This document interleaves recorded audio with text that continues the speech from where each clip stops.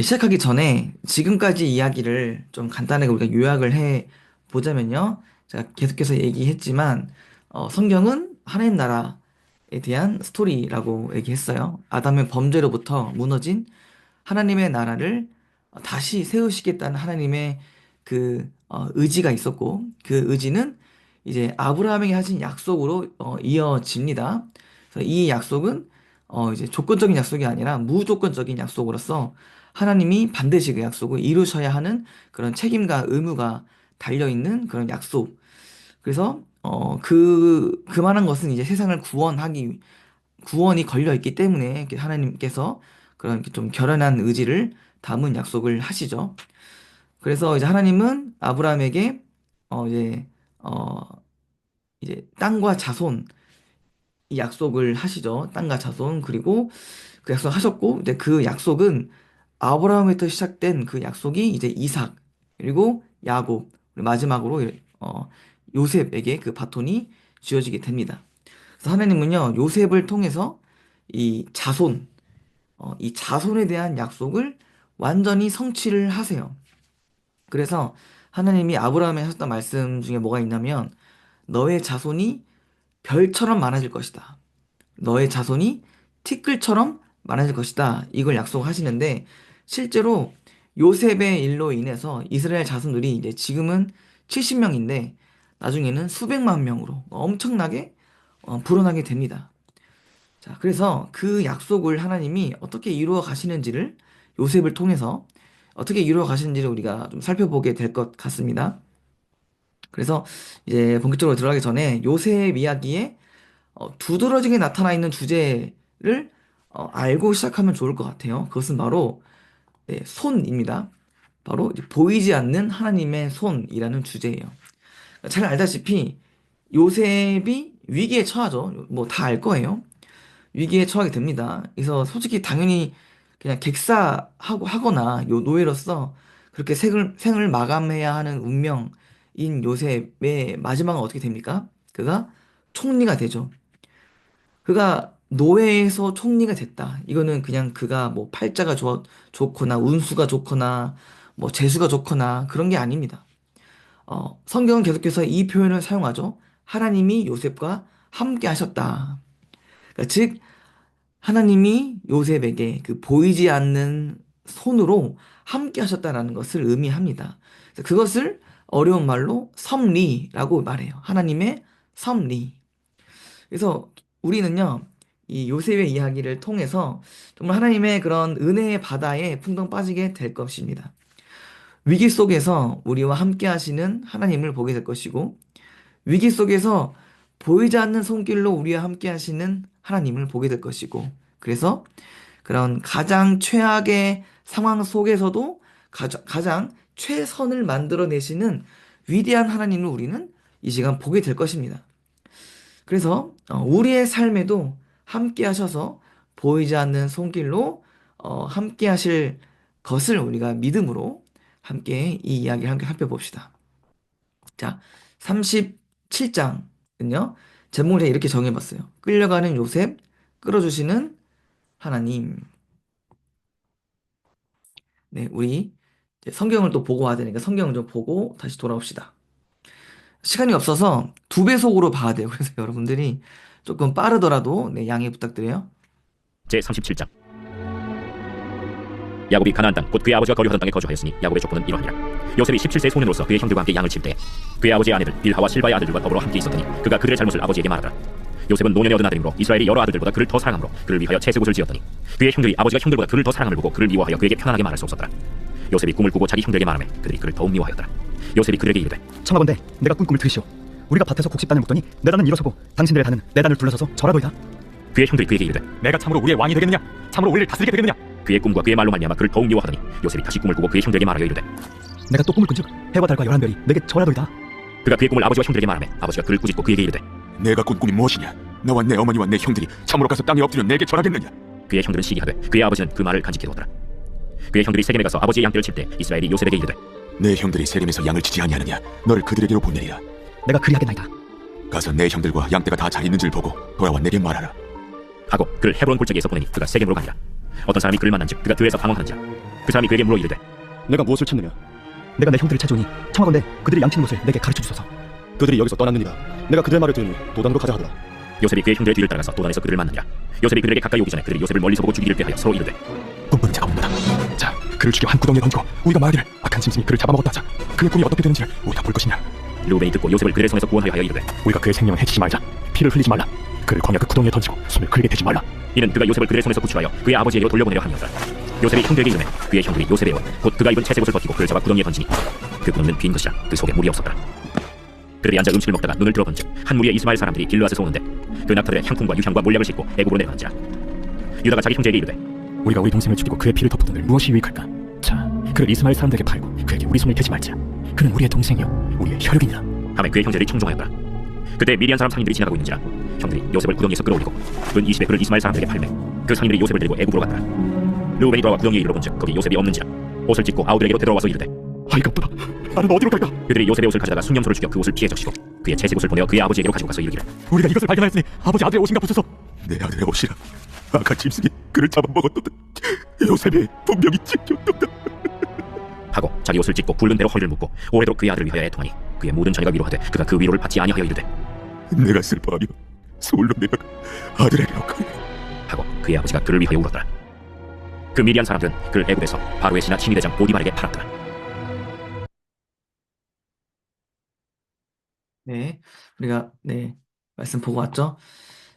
자, 좀 이제 긴 내용이었는데 줄거리를 보면 그냥 한마디로 결국 노예로 팔려가는 요셉을 그리고 있는데 우리가 여기서 잘 봐야 할 것은 과연 형들만 잘못했을까? 잘 보면 요셉도 잘못한 것이 있고 또 아버지도 잘못한 것이 있었다라는 겁니다. 그걸 좀 알아봅시다. 먼저 2절에 보니까 요셉이 17세라고 나와 있죠. 그래서 고1 때. 자, 이제 그가 그들의 잘못을 아버지에게 말하더라라고 되어 있어요. 그러니까 아무래도 이제 고자질쟁이인데 이것이 어떻게 보면 이제 요셉과 형들의 사이가 틀어지게 되는 그런 시작점이라고 할 수가 있는데요.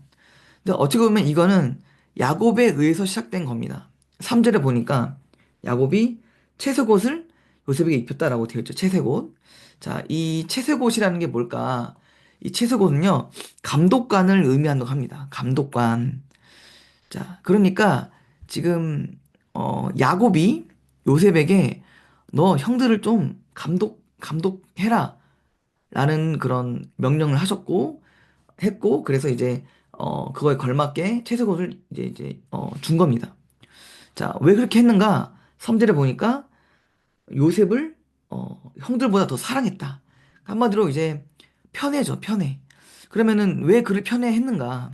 왜냐면 그는 누구의 자녀인가? 이제 야곱에게는 네 명의 이제 아내가 있었죠. 네 명의 아내 중에서 야곱이 가장 사랑했던 아내 누구라 했죠? 라헬. 라헬입니다. 라헬의 아들이에요. 이 라헬의 아들이 딱 두 명 있었어요. 요셉과 베냐민.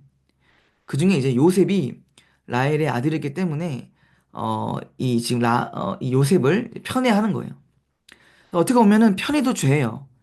원래 자식이라면 동등하게 사랑해야 하는데 사실 어떻게 보면 편애도 죄입니다.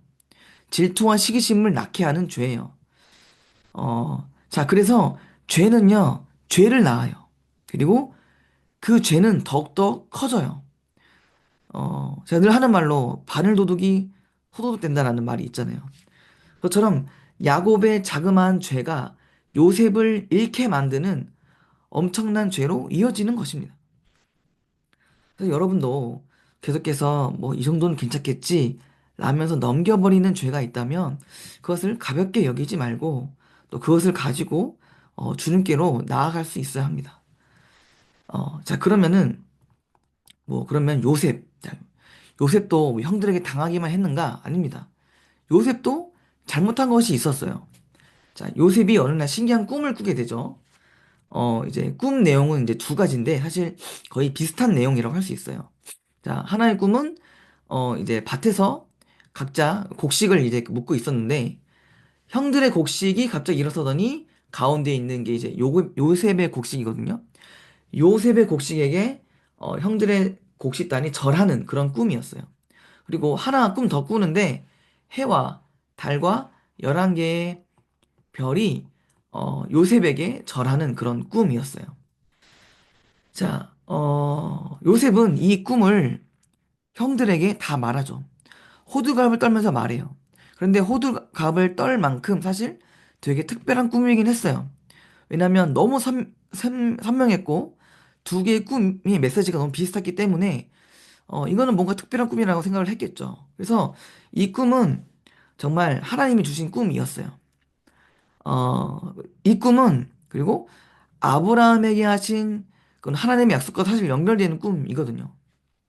그래서 하나님은 이 꿈을 나중에 실제로 그대로 이루어 주세요. 나중에 볼 건데 그대로 정말 그대로 이루어 주세요. 자, 그런데 그래도 아무리 그렇게 신기한 꿈이라고 할지라도 지금 이것을 굳이 형들에게 말할 필요까지는 없었죠. 왜냐하면 딱 보면 형들이 싫어할 만한 내용이잖아요. 그러니까 이거는 어떻게 보면 경솔한 거예요. 그는 이거를 그냥 자기 마음에만 두고 있었으면 아무 문제가 없는데 굳이 그거를 막 동네방네 소문내고 그러다 보니까 형들에게 미움을 사게 된 거죠. 그러니까 한마디로 경솔함. 요셉은 경솔함에 그런 잘못이 있었어요. 그래서 요셉의 경솔함으로 사이가 더 틀어지게 됩니다. 가뜩이나 안 좋은 사이가. 그래서 우리들도 알아야 할 것이 뭐냐면 어떤 사람과 트러블이 있어요. 어떤 친구와 그리고 나의 가족과 트러블이 있어요. 그런데 우리는 늘 생각하는 것이 뭐냐면 쟤만 잘못했어요. 그런데 진짜 깊이 묵상해 보면 나도 잘못이 있어요. 나도. 그래서 자기 자신을 돌아볼 줄 알아야 돼요. 저도 늘 누군가와 다툼이 생기면 제가 늘 하는 것이 뭐냐면 난 잘못이 없을까 해요. 그러고 나서 나도 잘못이 있다라고 생각이 되면 저의 그런 분노도 좀 이렇게 많이 누그러지더라고요. 왜냐면 나도 잘한 거 없으니까. 그러니까 이것이 사실 요셉이 나중에 형들을 용서하게 되는 또 한 가지의 요인이 됩니다. 생각해보니까 요셉 자신도 그래, 나도 뭐 잘한 거 없었지. 라는 생각을 하게 되니까 형들에 대한 그런 분노가 조금은 가라앉은 것 같아요. 그래서 여러분도 이걸 기억하면서 나 자신을 좀 돌아볼 수 있어야 돼요. 자, 여튼 이제 이제 넘어와서 이제 13절을 보니까 이제 요셉이 형들에 의해서 큰 변을 당하게 됩니다. 13절을 보니까 이제 야곱이 이제 이스라엘로 나와 있죠. 야곱이 이제 요셉에게 형들에게 가서 형들을 감독하라고 하죠. 자, 그래서 그때에 이제 오고 있는 요셉을 보자 형들이 뭐라고 하는가? 꿈꾸는 자가 온도다. 19절 보니까 꿈꾸는 자가 오른도다. 그리고 20절에 충격적인 말을 합니다. 그를 죽여서 꿈이 어떻게 되는지를 우리가 볼 것이다. 그러니까 지금 그들이 정말 화난 이유는 뭐냐면 그 꿈이라는 거죠. 감히 뭐 우리가 요셉한테 절한다고? 그런 일은 절대 없어. 내가 걔를 죽여서라도 절대 그런 일은 안 만들 거야. 그런 생각을 가지고 지금 죽이려고 했던 거죠. 그러니까 그 꿈이 정말 컸던 것 같아요. 자, 그런데 결국 자 봅시다. 결국 요셉의 꿈이 어떻게 됩니까? 결국 형들이 죽여서 요셉의 꿈이 이루어지지 않습니까? 아니죠. 이루어지잖아요. 결국에는 꿈이 이루어졌어요. 그러니까 여기서 우리가 알 수 있는 거는 악인들이 아무리 발버둥 쳐도 하나님의 꿈, 하나님의 계획은 무너지지 않는다라는 거예요. 무너지지 않고 하나님은 결국 승리하신다라는 겁니다. 그래서 지금 당장도 보면 세상에 보면 악인들이 득세하는 것 같아요. 악인들이 승리하는 것 같아요. 세상의 방법으로 그 악한 방법으로 살아야 우리가 진짜 승리하는 것 같아요. 하지만 예수님은 다시 오실 거예요. 그 약속대로 다시 오실 것이고 그때에 악인들은 멸절당하고 하나님의 나라에 속한 자들, 끝까지 선을 붙들고 사랑하는 자들이 결국 최후의 승리를 얻게 된다는 것을 여러분 잊지 말고 늘 하나님의 편에 선의 편에서 여러분들이 살기를 주님의 이름으로 축복합니다. 자, 그래서 다시 돌아와서 이제 형들이 요셉을 죽이려고 합니다. 24절에 보니까 이제 그를 잡아서 구덩이에 던지니 그 구덩이는 빈 것이라 그 속에 물이 없었더라. 여러분, 이 구절에서 여러분들 이 구절에서 전율이 막 느껴져야 돼요. 자, 형들은 요셉을 물구덩이에 넣어서 익사시켜서 죽이려고 했어요.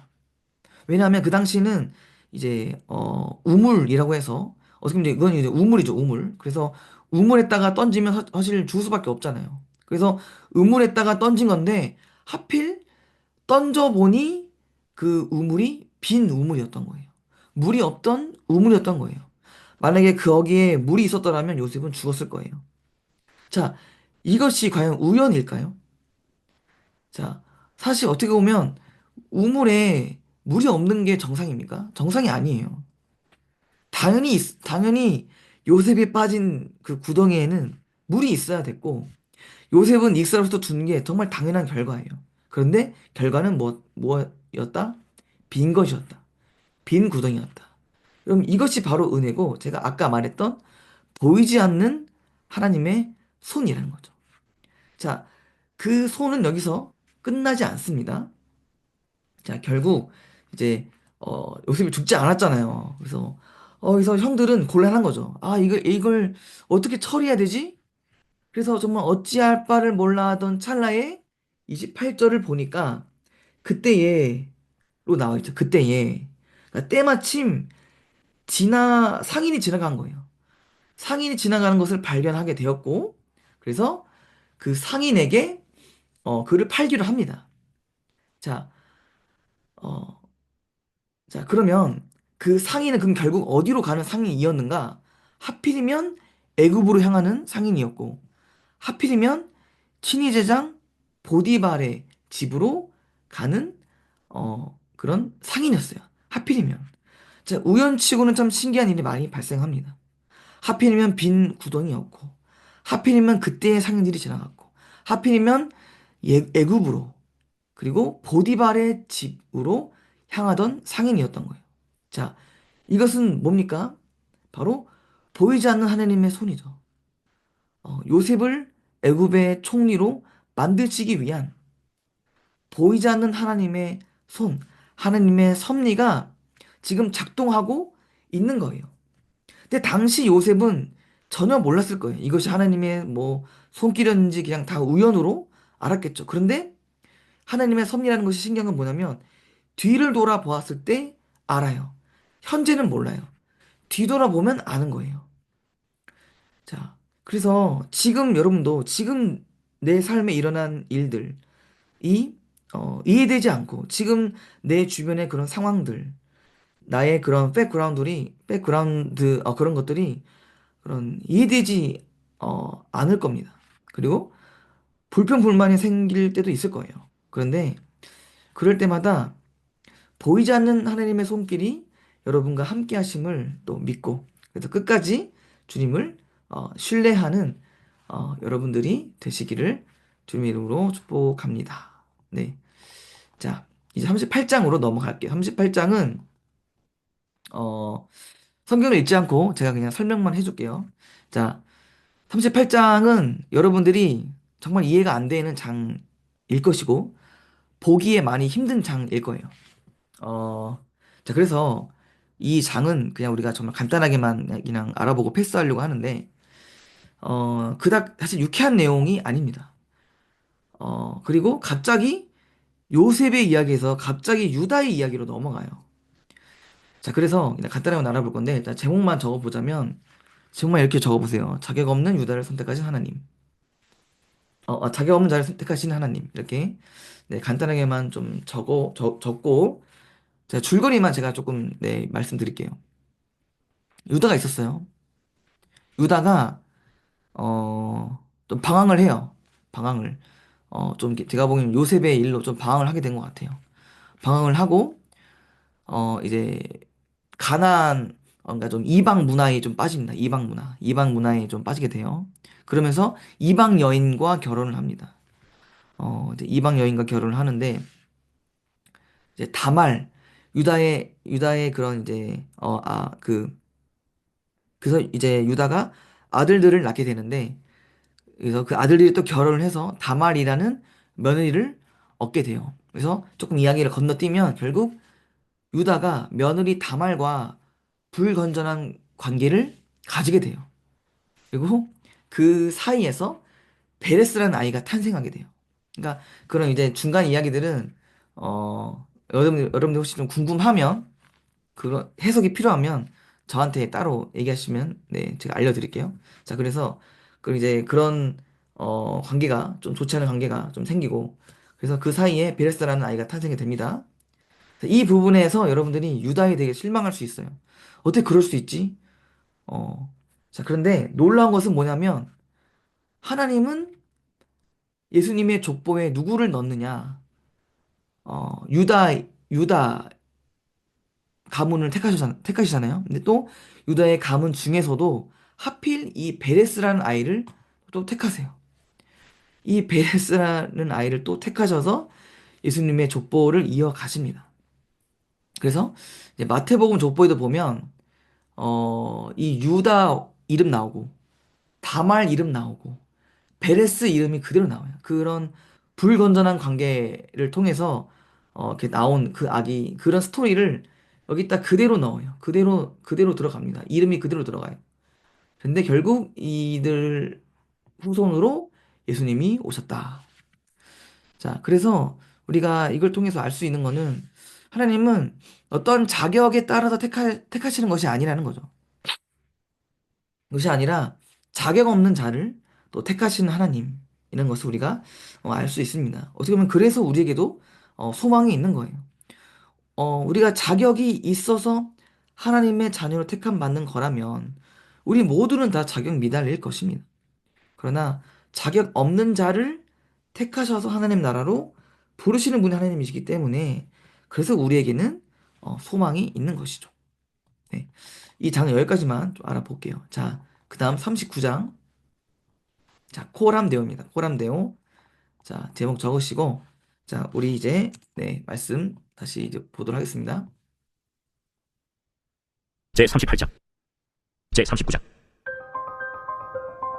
요셉이 이끌려 애굽에 내려가매 바로의 신하 친위 대장 애굽 사람 보디발이 그를 그리로 데려간 이스마엘 사람의 손에서 요셉을 산이라.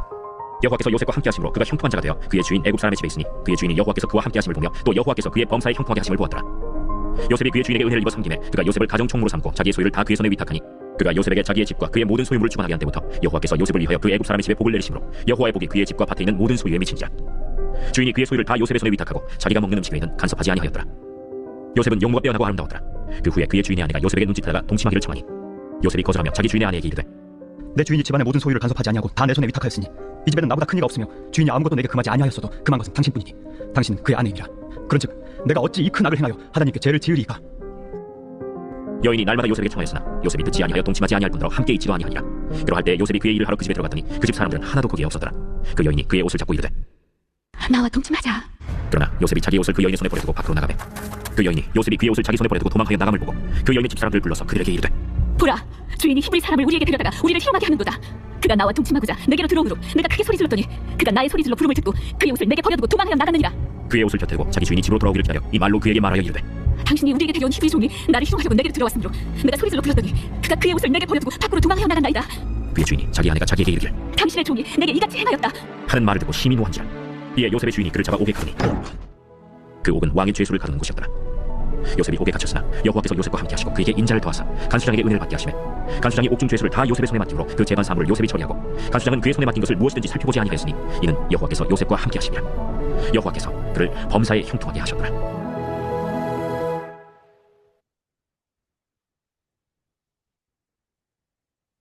네, 말씀 보고 왔는데, 자, 39장. 자, 1절을 보니까,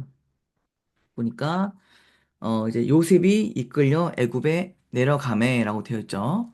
자, 성경에서 내려갔다라는 그런 표현은요, 그런 부정적인 상황을 말합니다. 그러니까 절망적인 상황을 이야기하죠. 그래서, 그가 노예로서 보디발의 집에 팔려갔으니 얼마나 절망적인 상황입니까? 자, 그러나, 이제 2절에서 뭐라고 나와 있죠? 여호와께서 요셉과 함께 하심으로. 자, 그래서 우리 인생 가운데서도 절망적인 순간이 있죠. 그러나 우리가 그런 상황 가운데서도 포기하지 않고 소망을 바라볼 수 있는 이유는 바로 그런 상황 가운데서 하나님이 함께 하시기 때문입니다. 그래서 어떤 순간에도 포기하지 않고 함께 하신 하나님을 바라보는 또 저와 여러분 되기를 바랍니다. 자, 그러던 중에 이제 요셉에게 큰 위기가 닥쳐오죠. 바로 보디발 아내의 유혹입니다. 유혹. 자, 그의 유혹은요, 굉장히 치명적이었어요. 일단 보디발 아내는 그래도 그의 주인입니다. 주인이 행하는 사실 명령이에요. 나와 함께 자야 한다. 명령이에요. 이 명령을 어긴다는 것은 엄청난 또 그런 페널티를 받을 수 있어요.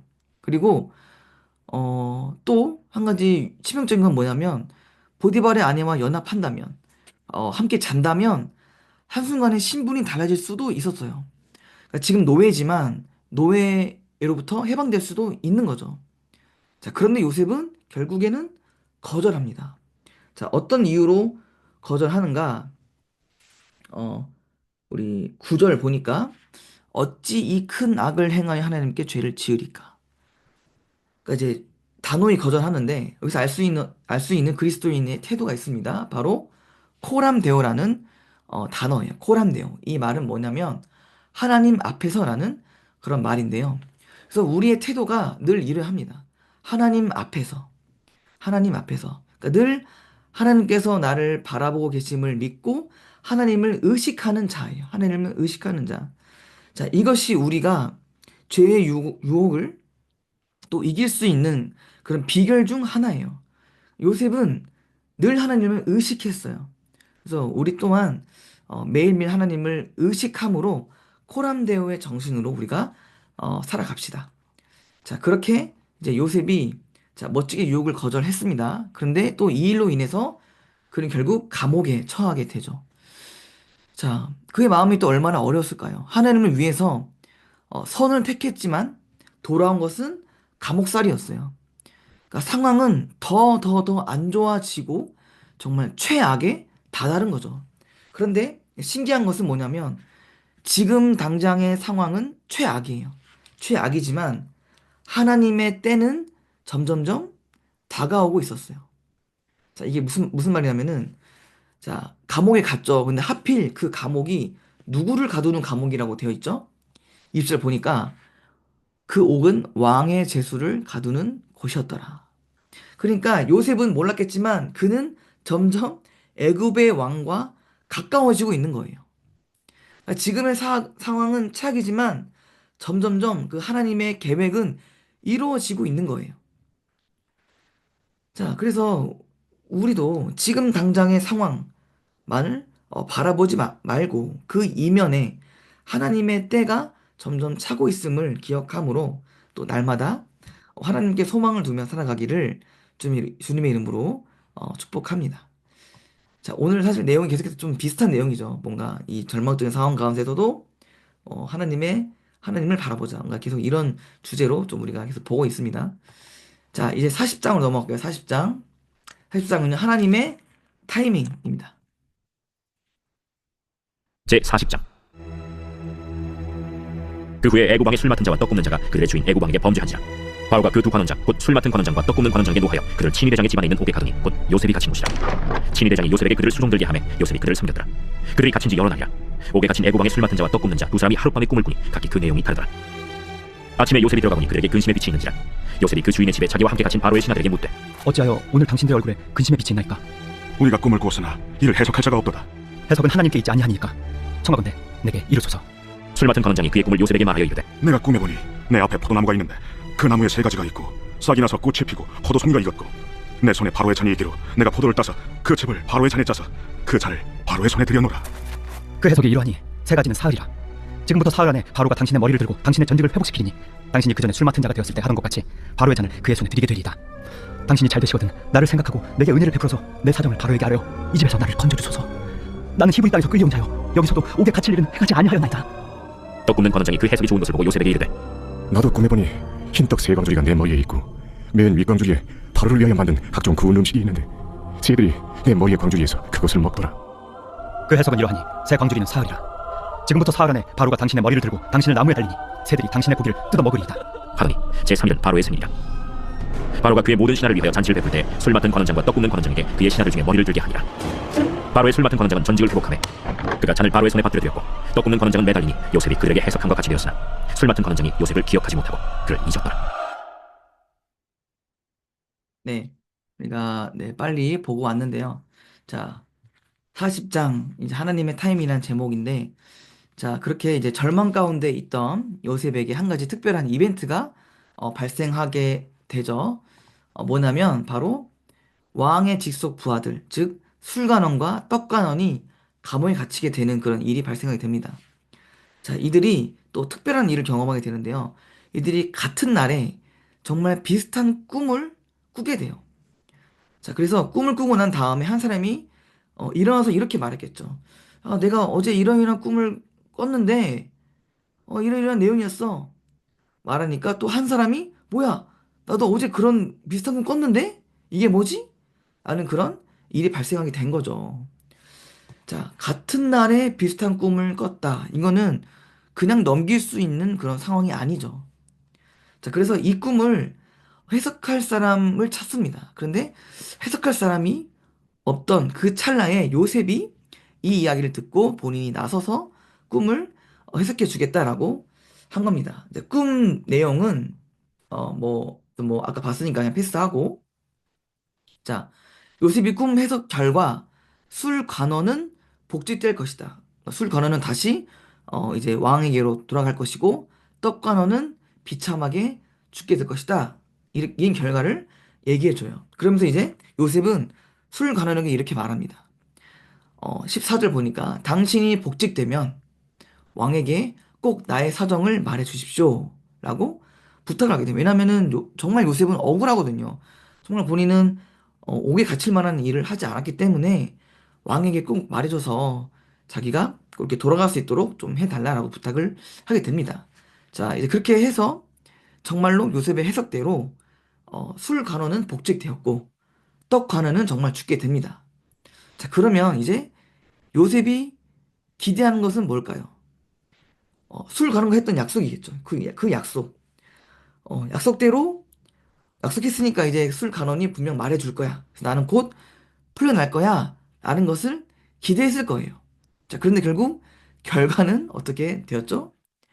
23절 보니까 기억하지 못하고 그를 잊었더라. 네. 천하의 정말 엑스놈 아닙니까? 천하의 엑스놈. 와, 이거는 정말, 그쵸? 배은만덕한 놈이에요. 어떻게 세상에 이런 놈이 있을 수 있습니까? 자, 그런데 정말 그가 기억력이 안 좋아서 잊은 걸까요? 사실 이거는 조금 말이 안 돼요. 왜냐면 기억하지 못할 수가 없어요. 잊을 수가 없어요. 어떻게 있습니까? 자, 이거는 뭐냐면 하나님이 잊게 하신 거예요. 하나님이 기억나지 않도록 하신 겁니다. 왜냐면요. 아직 때가 차지 않았기 때문에. 그러니까 즉, 아직 타이밍이 아니기 때문이에요. 자, 지금 당장 나가요. 그러면 애굽 왕의 애굽 왕과 어떤 관계도 없어요. 즉 총리도 될 수 없고 또한 지금 나가서 총리가 된다고 해도 아직 요셉은 총리를 할 수 있는 깜이 안 돼요. 자, 그래서 결국 요셉은 2년을 더 기다리게 돼요. 그러니까 이것은 즉 하나님이 요셉에게 2년의 시간을 더 기다리게 하신 거예요. 더 자세히 말하면 2년 동안 더 수련하게 하신 겁니다. 자, 이것이 무슨 말이냐면 여러분 혹시 만화 원피스 아십니까? 네, 제가 저희 이제 정말 어렸을 때 네, 정말 저의 파트너였던 그런 이제 네, 추억의 만화인데 자, 원피스의 내용을 보면 이제 그 신세계에 들어가요. 신세계에 들어가는데 정말 신세계라는 이름답게 얘네들이 너무 센 거야. 너무 세서 그 적 앞에서 우리 원피스 해적단이 처참하게 무너지게 돼요. 자, 그래서 그들이 막 이렇게 뿔뿔이 흩어지자 결국 그들이 뭐라 말하냐? 우리는 2년 후에 만나자. 그래서 원래는 3일 뒤에 만나려고 했는데 그 약속을 취소하고 2년 뒤에 보자라고 이렇게 서로 약속을 하게 됩니다. 자, 그래서 이건 뭐냐면 서로 각자의 자리에서 정말 훈련을 통해서 더욱더 강해진 다음에 다시 우리 만나자. 네, 이것을 이제 의미하는 거예요. 그러니까 마치 하나님이 요셉에게 주신 이 2년의 시간도 사실 어떻게 보면 그런 시간이었을 것 같아요. 자, 여러분도 우리 성경에서 봤다시피 지금 감옥에 와서 그는요, 또 감옥의 그 관순왕에게 눈에 들어가지고 감옥에서 총리 역할을 하고 있는 거 여러분 아십니까? 지금 그 감옥의 관리들하고 또 일하고 있어요. 자, 그러니까 2년 동안 그는 감옥의 관리자로서 경험을 쌓게 돼요. 즉, 어떤 경험이냐? 총리로서의 그 총리 수업을 지금 미리 하고 있는 거예요. 그래서 2년 동안 하나님은 그를 준비시킵니다. 앞으로 총리 돼서 잘할 수 있도록 미리미리 준비를 시키고 있는 거예요. 지금 감옥에서. 2년 동안. 자, 그래서 우리가 여기서 적용할 점은 뭐냐면, 우리가 여기서 교훈은 뭐냐면, 현재 자리에서 최선을 다하자라는 거예요. 지금 하나님께서 여러분을 준비시키고 계시는 거예요. 지금 여러분들이 공부하는 그 자리가 하나님이 여러분을 준비시키고 있는 자리라는 거예요. 자, 하나님은 정말 하나님을 경외하는 자를 사용하십니다. 그런데 준비가 돼야 쓸 수 있어요. 그래서 이제 여러분이 세상에서 정말 하나님을 드러내는 사람으로서 하나님이 사용하시기 위해서 지금 여러분을 열심히 공부시키고 있는 거예요. 그래서 지금 나의 이 공부한 자리가 그저 나의 꿈을 이루기 위해서, 그저 나의 나중에 대학 가기 위해서, 그저 성적 따기 위해서가 아니라 하나님을 위해서 준비하는 시간이라고 생각하십시오. 하나님을 위해서 내가 준비되는 시간이라고 생각하면서 그러면 여러분이 좀 더 전투력이 상승하죠. 내가 하나님을 위해서 지금 준비하는 시간이야. 그러면 여러분들이 더욱더 열심히 공부할 수 있겠죠. 그래서 하나님이 여러분을 멋지게 사용할 그 날을 기대하면서 여러분이 현재 주어진 그 학생의 자리에서 열심히 성실히 공부하며 나아가기를 주님 이름으로 축복합니다. 자, 이제 41장으로 넘어갈게요. 41장의 제목은요, 왕 앞에 선 요셉입니다. 제41장. 만 2년 후에 바로가 꿈을 꾼 적 자기가 나일 강가에 서 있는데 보니 아름답고 살진 7 암소가 강가에서 올라와 갈밭에서 뜯어먹고 그 뒤에 또 흉하고 파이한 다른 7 암소가 나일 강가에서 올라와 그 소와 함께 나일 강가에 서 있더니 그 흉하고 파이한 소가 그 아름답고 살진 7 소를 먹은지라 바로가 곧 깨었다가 다시 장기로 꿈을 꾸니 한 줄기에 무성하고 충실한 7 이삭이 나오고 그 후에 또 가늘고 동풍에 마른 7 이삭이 나오더니 그 가는 7 이삭이 무성하고 충실한 7 이삭을 삼키시라. 바로가 깬즉 꿈이라. 아침에 그의 마음이 번민하여 사람을 보내어 애굽의 점술가와 현인들을 모두 불러 그들에게 그의 꿈을 말하였으나 그것을 바로에게 해석하는 자가 없었더라. 술 맡은 관원장이 바로에게 말하여 이르되 내가 오늘 내 죄를 기억하나이다. 바로께서 종들에게 놓아사 나와 떡 굽는 관원장을 칭의대장의 집에 가두셨을 때 나와 그가 하룻밤에 꿈을 꾼즉 각기 뜻이 있는 꿈이라. 그곳에 칭의대장의 종된 히브리 청년이 우리와 함께 있기로 우리가 그에게 말하매 그가 우리의 꿈을 풀되 그 꿈대로 각 사람에게 해석하다니 그 해석한 대로 되어 나는 복직되고 그는 매달렸나이다. 이에 바로가 사람을 보내어 요셉을 부르매 그들이 급히 그를 옥에서 내놓은지라. 요셉이 곧 수염을 깎고 그의 옷을 갈아입고 바로에게 들어가니 바로가 요셉에게 이르되 내가 한 꿈을 꾸었으나 그것을 해석하는 자가 없더니 들은즉 너는 꿈을 들으면 능히 푼다 하더라. 요셉이 바로에게 대답하여 이르되 내가 아니라 하나님께서 바로에게 편안한 대답을 하시리이다. 내가 꿈에 나일 강가에 서서 보니 살지고 아름다운 7 암소가 나일 강가에 올라와 갈밭에서 뜯어먹고 그 뒤에 또 약하고 심히 흉하고 파리한 7 암소가 올라오니 그같이 흉한 것들은 애굽 땅에서 내가 아직 보지 못한 것이라. 그 파리하고 흉한 수가 처음에 7 살진 소를 먹었으나 먹은 듯하지 아니하고 여전히 흉하더라. 내가 곧 깨었다가 다시 꿈에 보니 한 줄기에 무성하고 충실한 7 이삭이 나오고 그 후에 또 가늘고 통풍에 마른 7 이삭이 나더니 그 가는 이삭이 좋은 7 이삭을 삼키더라. 내가 그 꿈을 점술가에게 말하였으나 그것을 내게 풀이해주는 자가 없느니라. 요셉이 바로에게 아뢰되 바로의 꿈을 하느라 하나님이 그가 하실 일을 바로에게 보이심이니이다. 7 좋은 암소는 7 회요 7 좋은 이삭도 7 회니 그 꿈은 하나라. 그 후에 올라온 파리하고 흉한 7 소는 7년이요 동풍에 말라 속이 빈 7 이삭도 7 회 흉년이니 내가 바로에게 이르기를 하나님이 그가 하실 일을 바로에게 보이신다함이 이것이라. 온 애굽 땅에 7 회 큰 풍년이 있겠고 후에 7 회 흉년이 들므로 애굽 땅에 있던 풍년을 다 잃어버리게 되고 이 땅이 그 기근으로 망하리니 후에 든 그 흉년이 너무 심함으로 이전 풍년을 이 땅에서 기억하지 못하게 되리이다. 바로께서 꿈을 2번 겹쳐 꾸신 것은 하나님이 이 일을 정하셨습니다. 하나님이 속히 행하시리니 이제 바로께서는 명철하고 지혜 있는 사람을 택하여 애굽 땅을 다스리게 하시고 바로께서는 또 이같이 행하사 나라 안에 감독관들을 두어 그 7 회 풍년에 애굽 땅의 5분의 1을 거두되 그들로 장차 올 풍년의 모든 곡물을 거두고 그 곡물을 바로의 손에 돌려 양식을 위하여 각 성읍에 쌓아두게 하소서. 이와 같이 그 곡물을 이 땅에 저장하여 애굽 땅에 임할 7해 흉년에 대비하시면 땅이 이 흉년으로 말미암아 망하지 아니하리이다. 바로와 그의 모든 신하가 이 일을 좋게 여긴지라. 바로가 그의 신하들에게 이르되 이와 같이 하나님의 영에 감동된 사람을 우리가 어찌 찾을 수 있으리요? 하나님이 이 모든 것을 내게 보이셨으니 너와 같이 명철하고 지혜 있는 자가 없도다. 너는 내 집을 다스리라. 내 백성이 다 내 명령에 복종하리니 내가 너보다 높은 것은 내 왕자뿐이니라. 내가 너를 애굽 온 땅의 총리가 되게 하노라. 하고 자기의 인장 반지를 빼어 요셉의 손에 끼우고 그에게 세마 보옷을 입히고 금사슬을 목에 걸고 자기에게 있는 버금 수레에 그를 태우매 무리가 그의 앞에서 소리 지르기를 엎드리라. 바로가 그에게 애굽 전국을 총리로 다스리게 하였더라. 나는 바로라. 애굽 온 땅에서 내 허락이 없이는 수적을 놀릴 자가 없으리라. 그가 요셉의 이름을 사브낫바네 하라 하고 또 온의 제사장 보디베라의 딸 아스낫을 그에게 주어 아내로 삼게 하니라. 요셉이 나가 애굽 온 땅을 순찰하니라. 요셉이 애굽 왕 바로 앞에 설 때 30세라. 그가 바로 앞을 떠나 애굽 온 땅을 순찰하니 7해 풍년에 토지 소출이 심히 많은지라. 요셉이 애굽 땅에 있는 그 7년 곡물을 거두어 각 성에 저장하되 각 성읍 주위의 밭의 곡물을 그 성읍 중에 쌓아두매 쌓아둔 곡식이 바다모래같이 심히 많아 세기를 그쳤으니 그 수가 한이 없음이었더라. 흉년이 들기 전에 요셉에게 두 아들이 나되 곧 온의 제사장 보디베라의 딸 아스낫이 그에게서 낳았지라. 요셉이 그의 장남의 이름을 므낫세라 하였으니 하나님이 내게 내 모든 고난과 내 아버지의 온 짐일을 잊어버리게 하셨다. 차남의 이름을 에브라임이라 하였으니 하나님이 나를 내가 수고한 땅에서 번성하게 하셨다. 애굽 땅에 7해 풍년이 그치고 요셉의 말과 같이 7해 흉년이 들기 시작하매 각국에는 기근이 있으나 애굽 온 땅에는 먹을 것이 있더니 애굽 온 땅이 굶주리매 백성이 바로에게 부르짖어 양식을 구하는지라. 바로가 애굽 모든 백성에게 이르되 요셉에게 가서 그가 너희에게 이르는 대로 하라. 온 지면에 기근이 있으매 요셉이 모든 창구를 열고 애굽 백성에게 팔세 애굽 땅에 기근이 심하며 각국 백성도 양식을 차리고 애굽으로 들어와 요셉에게 이르렀으니 기근이 온 세상에 심함이었더라. 네, 우리 41장, 41장, 제목은 왕 앞에 선 요셉, 네, 입니다. 왕 앞에 선 요셉. 자, 우리 1절 보니까 뭐라고 나와 있죠? 1절 보니까 만 2년 후에, 만 2년 후에. 자, 이제 2년이 지난 거예요. 즉, 뭡니까? 하나님의 때가 이제 된 거예요. 하나님의 타이밍이 이제 된 거예요.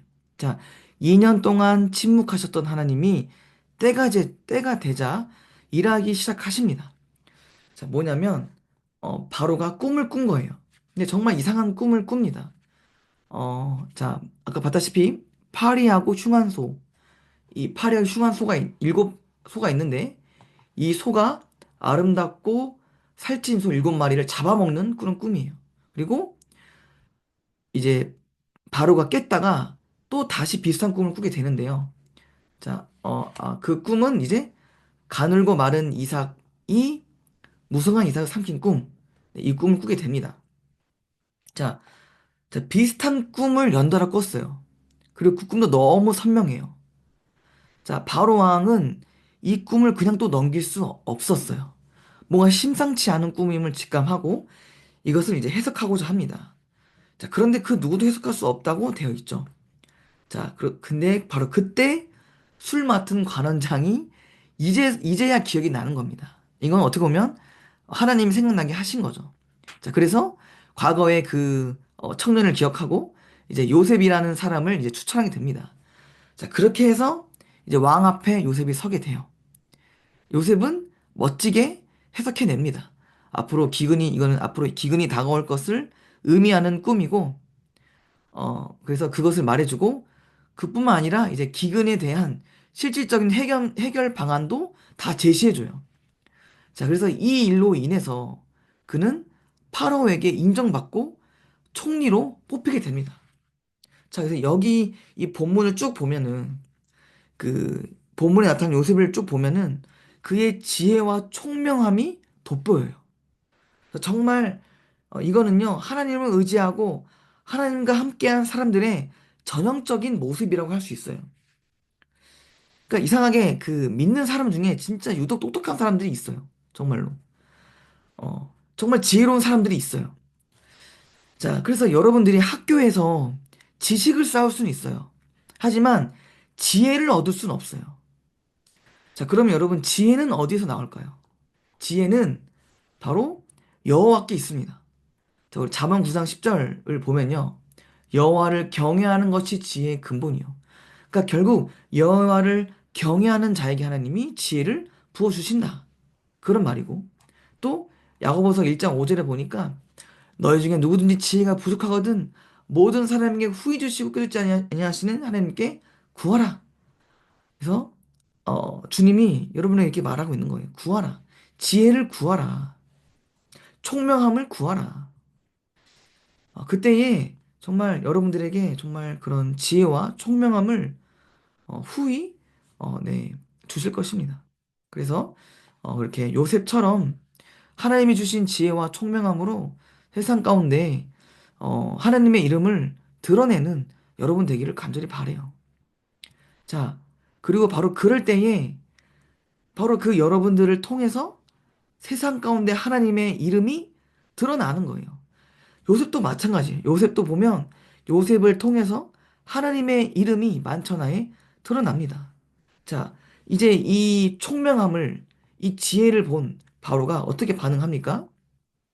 자, 38, 39절 보니까 감동을 해요. 막 박수를 쳐요. 와, 이와 같이 하나님의 영에 감동된 사람을 우리가 볼 수 없었다. 본 적이 없다. 그리고 39절 보니까 너처럼 명철하고 지혜 있는 자가 없도다. 정말 박수를 치면서 막 감동합니다. 자, 그래서 그의 감동 포인트 첫 번째는 뭐냐면 첫 번째는 바로 요셉의 지혜예요. 정말 이런 사람은 내가 처음 봤다 하면서 정말 그래서 이 파라오가 하나님을 인정해요. 아, 너가 믿는 신이 정말 짱이구나.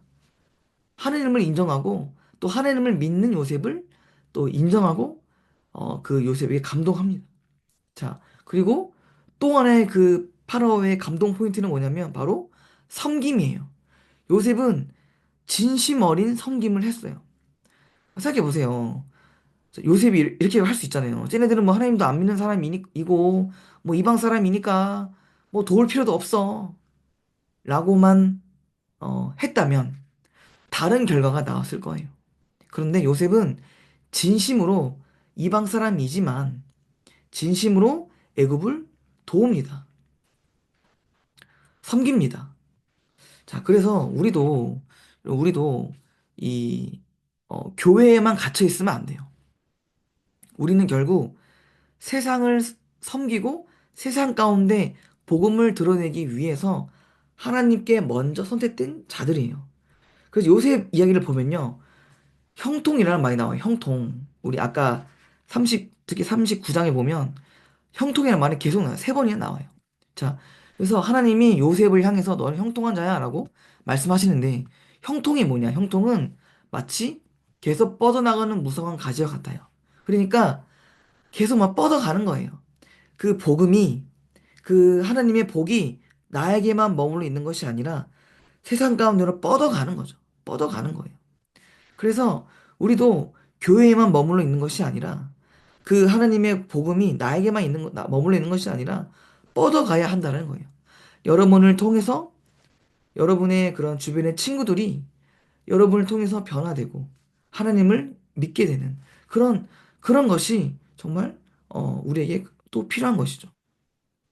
그래서 여러분들이 하나님이 주신 지혜와 능력으로 또 그 능력을 바탕으로 세상을 뜨겁게 섬김으로 세상을 감동시키고 세상 가운데 하나님의 이름을 드러내는 자들이 다 되기를 바랍니다. 자, 사실 42장입니다. 42장 형제 상봉이에요. 제42장. 그때 야곱이 애굽의 곡식이 있음을 보고 아들들에게 이르되 너희는 어찌하여 서로 바라보고만 있느냐? 내가 들은즉 저 애굽에 곡식이 있다 하니 너희는 거리로 가서 거기서 우리를 위하여 싸우라. 그러면 우리가 살고 죽지 아니하리라. 요셉의 형 10사람이 애굽에서 곡식을 사려고 내려갔으나 야곱이 요셉의 아우 베냐민은 그의 형들과 함께 보내지 아니하였으니 이는 그의 생각에 재난이 그에게 미칠까 두려워함이었더라. 이스라엘의 아들들이 양식 사러 간 자 중에 있으니 가나안 땅에 기근이 있으리라. 때에 요셉이 나라의 총리로서 그 땅 모든 백성에게 곡식을 팔더니 요셉의 형들이 와서 그 앞에서 땅에 엎드려 절하매 요셉이 보고 형들인 줄 아나 모르는 체하고 엄한 소리로 그들에게 말하여 이르되 너희가 어디서 왔느냐?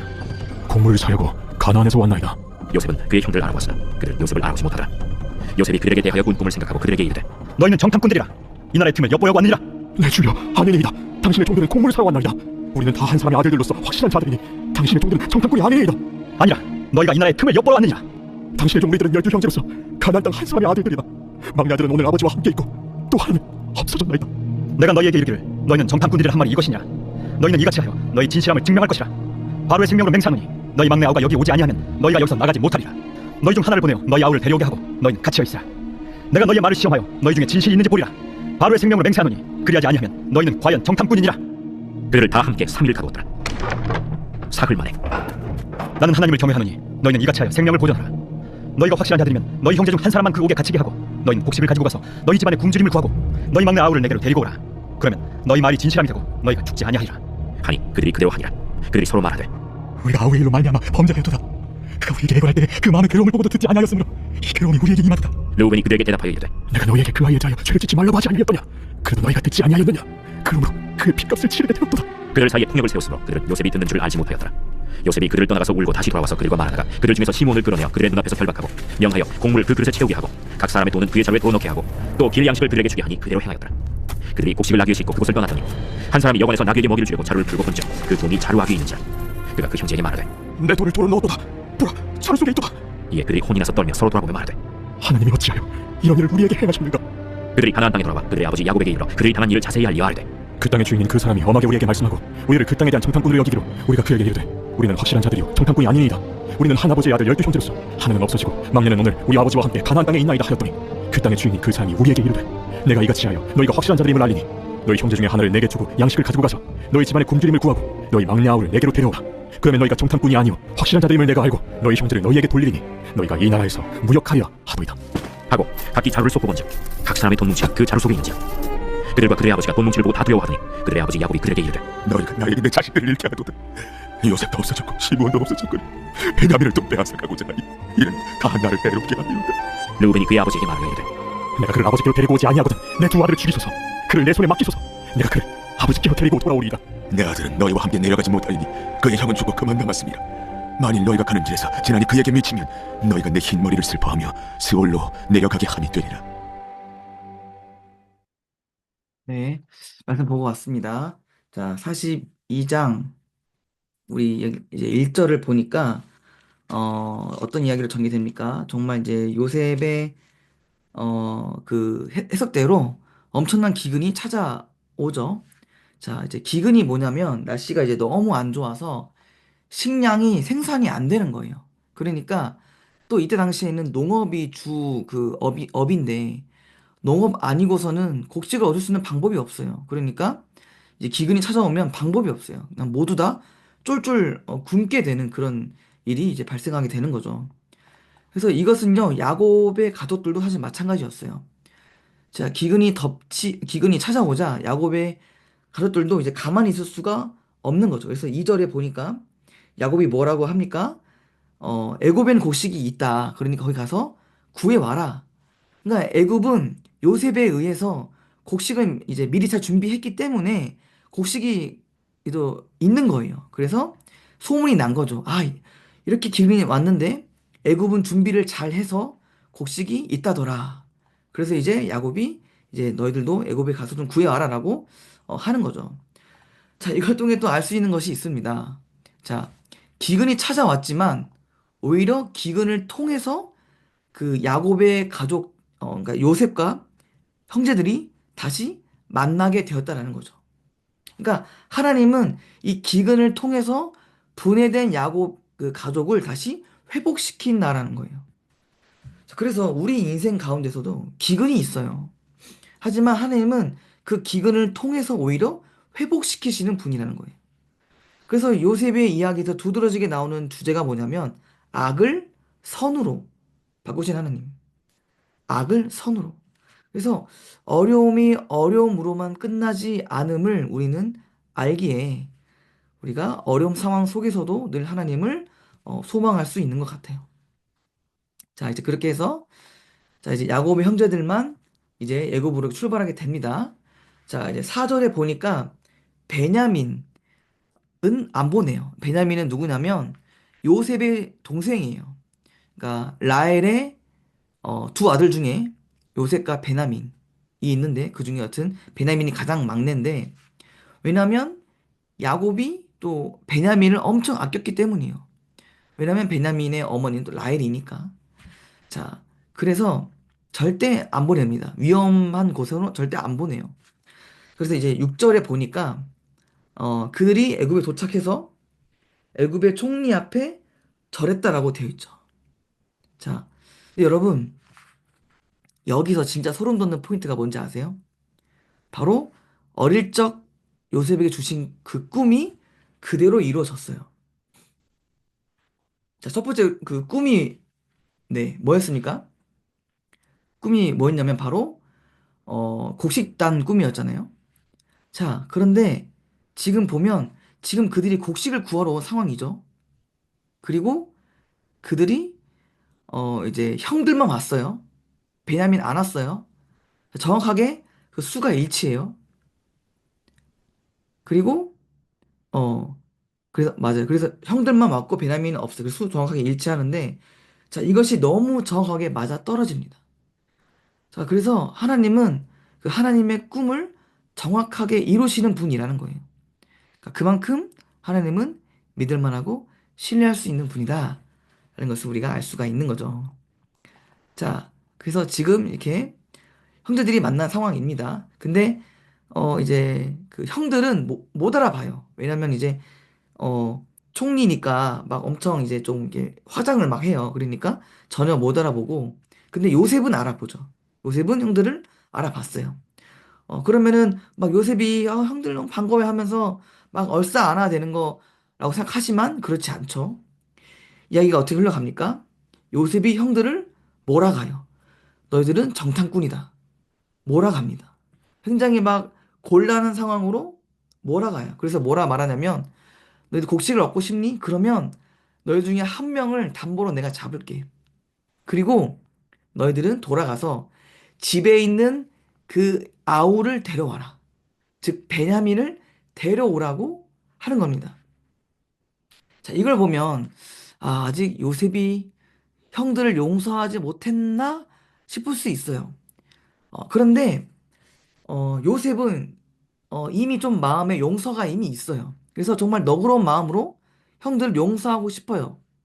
그런데 요셉이 확인해 봐야 될 것이 있어요. 뭐냐면 지금 형들은 어떠한 태도인가라는 거예요. 만약에 형들이 과거의 일을 뉘우치지 않고 예전과 똑같다면 그러면 좀 생각을 해봐야죠. 그러면 똑같다면 용서하기가 조금 애매해요.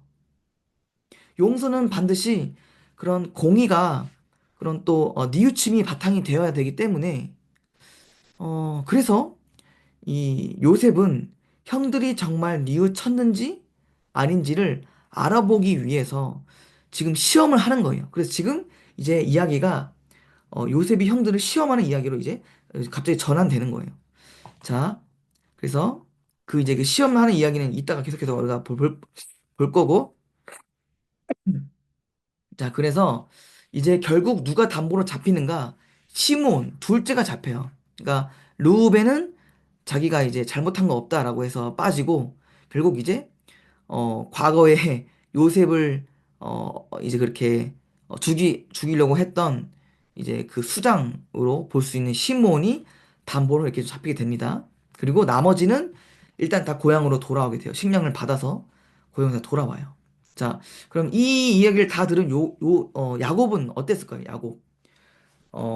자, 이제 야곱은 다 듣죠. 시므온이 잡혔고, 그리고 베냐민을 다시 데려오면 그 시므온을 풀어주겠다. 자, 이 말을 들은 야곱의 반응은 무엇이냐면 가지 말라 해요. 자, 일단 시므온 너무 불쌍하고, 시므온 너무 사랑을 받지 못해. 너무 불쌍하고. 자, 왜 그러냐? 그만큼 베냐민을 너무 아꼈기 때문이에요. 그러니까 지금 야곱은 요셉을 잃은 거잖아요. 이제 요셉의 그런 머리로 봐서는 요셉을 잃은 거니까 라헬의 귀한 아들 어, 베냐민만큼은 절대 잃을 수 없는 거예요. 그러니까 또 요셉처럼 또 베냐민을 편애하는 거죠. 자, 그래서 야곱의 가족이 온전히 회복이 되려면 뛰어넘어야 한 산이 있었는데 바로 이 야곱의 이 우상이에요. 야곱은 라헬의 자식이 우상이었어요. 자, 그래서 이 야곱은 이 산을 뛰어넘어야 회복이 되는 거예요. 그 우상 같은 그 베냐민을 정말 내려놓을 수 있느냐, 없느냐. 자, 이것이 그 야곱의 가족이 회복되는 또 주요 포인트가 될 수 있는 거예요. 자, 그러면 야곱은 과연 어떻게 할까? 다음 장에 나옵니다. 다음 장. 우리 다음 장 제목은 형제상봉. 네, 야곱의 결단입니다. 야곱의 결단. 제43장. 그 땅에 기근이 심하고 그들이 애굽에서 가져온 곡식을 다 먹음에 그 아버지가 그들에게 이르되 다시 가서 우리를 위하여 양식을 조금 사오라. 유다가 아버지에게 말하여 이르되 그 사람이 우리에게 엄히 경고하여 이르되 너희 아우가 너희와 함께 오지 아니하면 너희가 내 얼굴을 보지 못하리라 하였으니 아버지께서 우리 아우를 우리와 함께 보내시면 우리가 내려가서 아버지를 위하여 양식을 사려니와 아버지께서 만일 그를 보내지 아니하시면 우리는 내려가지 아니하리니 그 사람이 우리에게 말하기를 너희 아우가 너희와 함께 오지 아니하면 너희가 내 얼굴을 보지 못하리라 하였음이니이다. 너희가 어찌하여 너희에게 또 다른 아우가 있다고 그 사람에게 말하여 나를 괴롭게 하였느냐? 그 사람이 우리와 우리의 친족에 대하여 자세히 질문하여 이르기를 너희 아버지가 아직 살아계시느냐 너희에게 아우가 있느냐 하기로 그 묻는 말에 따라 그에게 대답한 것이니 그가 너희 아우를 데리고 내려오라 할 줄을 우리가 어찌 알았으리까? 유다가 그의 아버지 이스라엘에게 이르되 저 아이를 나와 함께 보내시면 우리가 곧 가리니 그러면 우리와 아버지와 우리 어린 아이들이 다 살고 죽지 아니하리이다. 내가 그를 위하여 담보가 되오리니 아버지께서 내 손에서 그를 찾으소서. 내가 만일 그를 아버지께 데려다가 아버지 앞에 두지 아니하면 내가 영원히 죄를 지리다.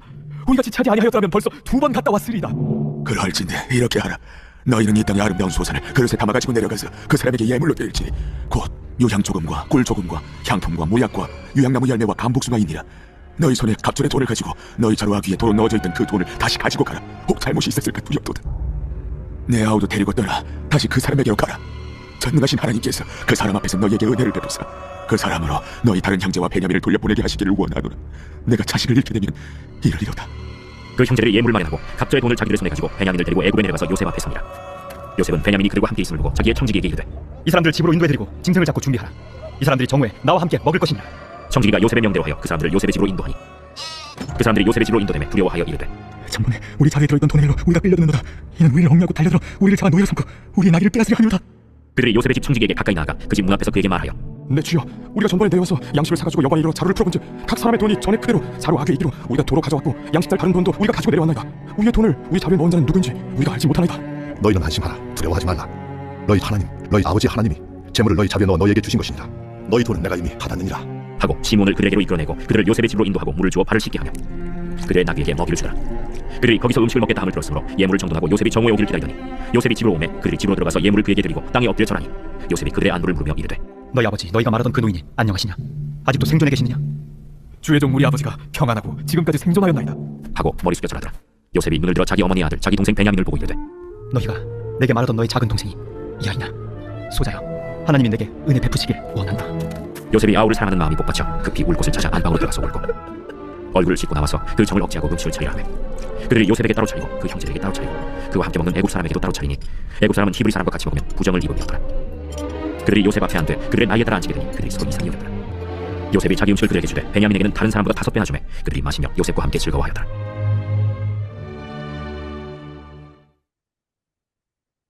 네, 네, 우리 말씀 보고 왔죠. 자, 야곱의 결단입니다. 83장. 자, 이제 이야기를 보니까 시간이 좀 흘렀어요. 그래서 그들이 이제 1차로 애굽에서 가져온 식량마저 다 떨어진 상태였어요. 그래서 야곱이 말하죠. 가서 식량 좀 구해와라. 너무 배고프니까 이제. 근데 이제 유다가 말하죠. 유다가 말하죠. 지금 이제 아버지가 그렇게 베냐민을 붙잡고 있으니까 우리가 어떻게 할 수 없다. 베냐민을 보내달라. 자, 그러면서 이제 유다가 이제 추가적으로 무슨 말을 하냐면 제가 담보가 되겠습니다라고 말을 합니다. 담보가 되겠습니다. 자, 그러니까 일단 베냐민에게 무슨 큰일이 생기면 내가 다 책임지겠다. 그러니 우리를 보내주소서라고 합니다.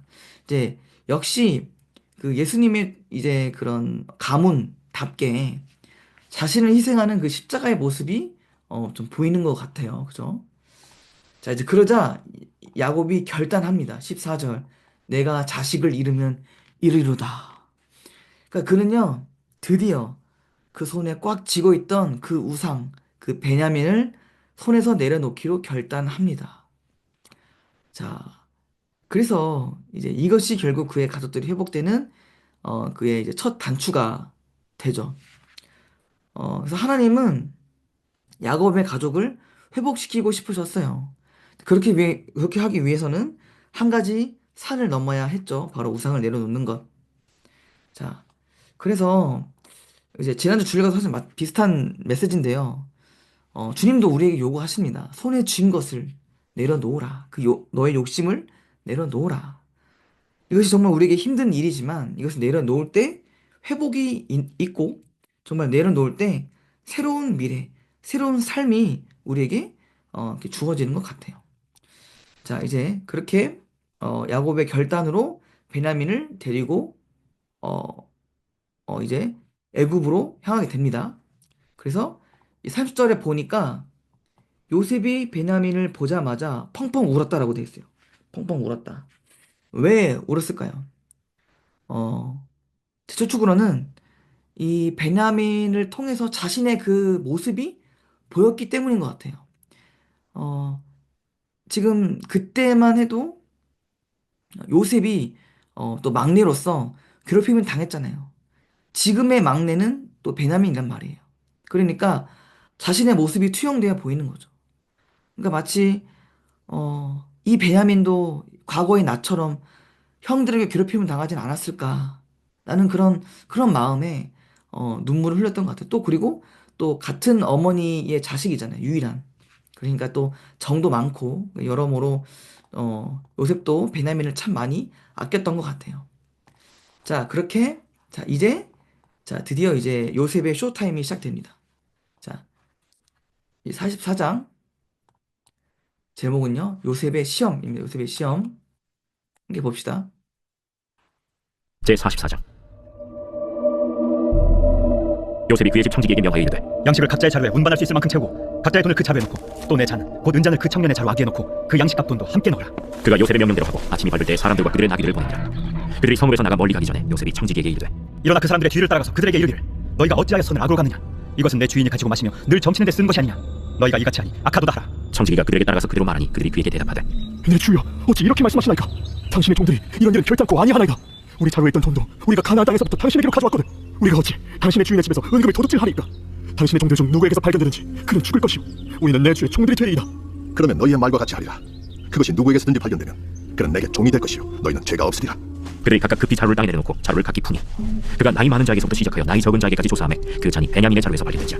그들이 옷을 찢고 각기 짐을 나귀에 싣고 성으로 돌아가니라. 유다와 그의 형제들이 요셉의 집에 이르니 요셉이 아직 그곳에 있는지라 그의 앞에서 땅에 엎드리니 요셉이 그들에게 이르되 너희가 어찌하여 이런 일을 행하였느냐. 나 같은 사람이 덤을 잘 치는 줄 너희는 알지 못하였느냐. 유다가 말하되 우리가 내 주께 무슨 말을 하오리까? 무슨 설명을 하오리까? 우리가 어떻게 우리의 정직함을 나타내리까? 하나님이 종들의 죄악을 찾아내셨으니 우리와 이 잔이 발견된 자가 다 내 주의 노예가 되겠나이다. 내가 결코 그리하지 아니하리라. 잔이 그 손에서 발견된 자만 내 종이 되고 너희는 평안히 너희 아버지께로 돌아 올라갈 것이니라. 유다가 그에게 가까이 가서 이르되 내 주여, 원하건대 당신의 종에게 내 주의 귀에 한 말씀을 나누게 하소서. 주의 종에게 노하지 마소서. 주는 바로와 같으심이니이다. 이전에 내 주께서 종들에게 물으시되 너희는 아버지가 있느냐 아우가 있느냐 하시기에 우리가 내 주께 아뢰되 우리에게 아버지가 있으니 노인이요 또 그가 노년에 얻은 아들 청년이 있으니 그의 형은 죽고 그의 어머니가 남긴 것은 그뿐이므로 그의 아버지가 그를 사랑하나이다 하였더니 주께서 또 종들에게 이르시되 그를 내게로 데리고 내려와서 내가 그를 보게 하라 하시기로 우리가 내 주께 말씀드리기를 그 아이는 그의 아버지를 떠나지 못할지니 떠나면 그의 아버지가 죽겠나이다. 주께서 또 주의 종들에게 말씀하시되 너희 막내 아우가 너희와 함께 내려오지 아니하면 너희가 다시 내 얼굴을 보지 못하리라 하시기로 우리가 주의 종 우리 아버지에게로 돌아 올라가서 내 주의 말씀을 그에게 아뢰었나이다. 그 후에 우리 아버지가 다시 가서 곡물을 조금 사오라 하시기로 우리가 이르되 우리가 내려갈 수 없나이다. 우리 막내 아우가 함께 가면 내려가려니와 막내 아우가 우리와 함께 가지 아니하면 그 사람의 얼굴을 볼 수 없음이니이다. 주의 종 우리 아버지가 우리에게 이르되 너희도 알거니와 내 아내가 내게 두 아들을 낳았으나 하나는 내게서 나갔으므로 내가 말하기를 틀림없이 찢겨 죽었다 하고 내가 지금까지 그를 보지 못하거든.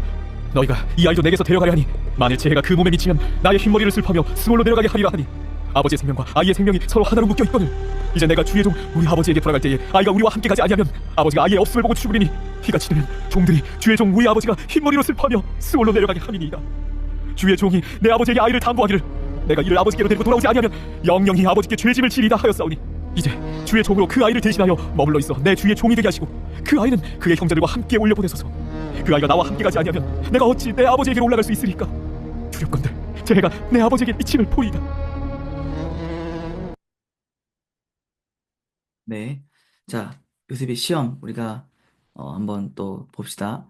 자, 이제 그렇게 해서 이제 그렇게 만난 요셉과 그의 형제들이 이제 기분 좋은 식사를 가진 후에 이제 형제들은 짐을 싸고 이제 다시 이제 야곱에게로 돌아가게 됩니다. 자, 그런데 그때 요셉이 그들에게 사실 이렇게 표현할 수 있겠죠. 몰카. 네, 몰카를 이제 시전하는데요. 자, 아침이 되어서 이제 그들이 이제 마중합니다. 자, 그때 요셉의 몰카가 시작되죠. 사절 보니까 갑자기 요셉의 종이 돌아가고 있는 형제들에게 뛰쳐나가서 이렇게 말을 하고 있죠.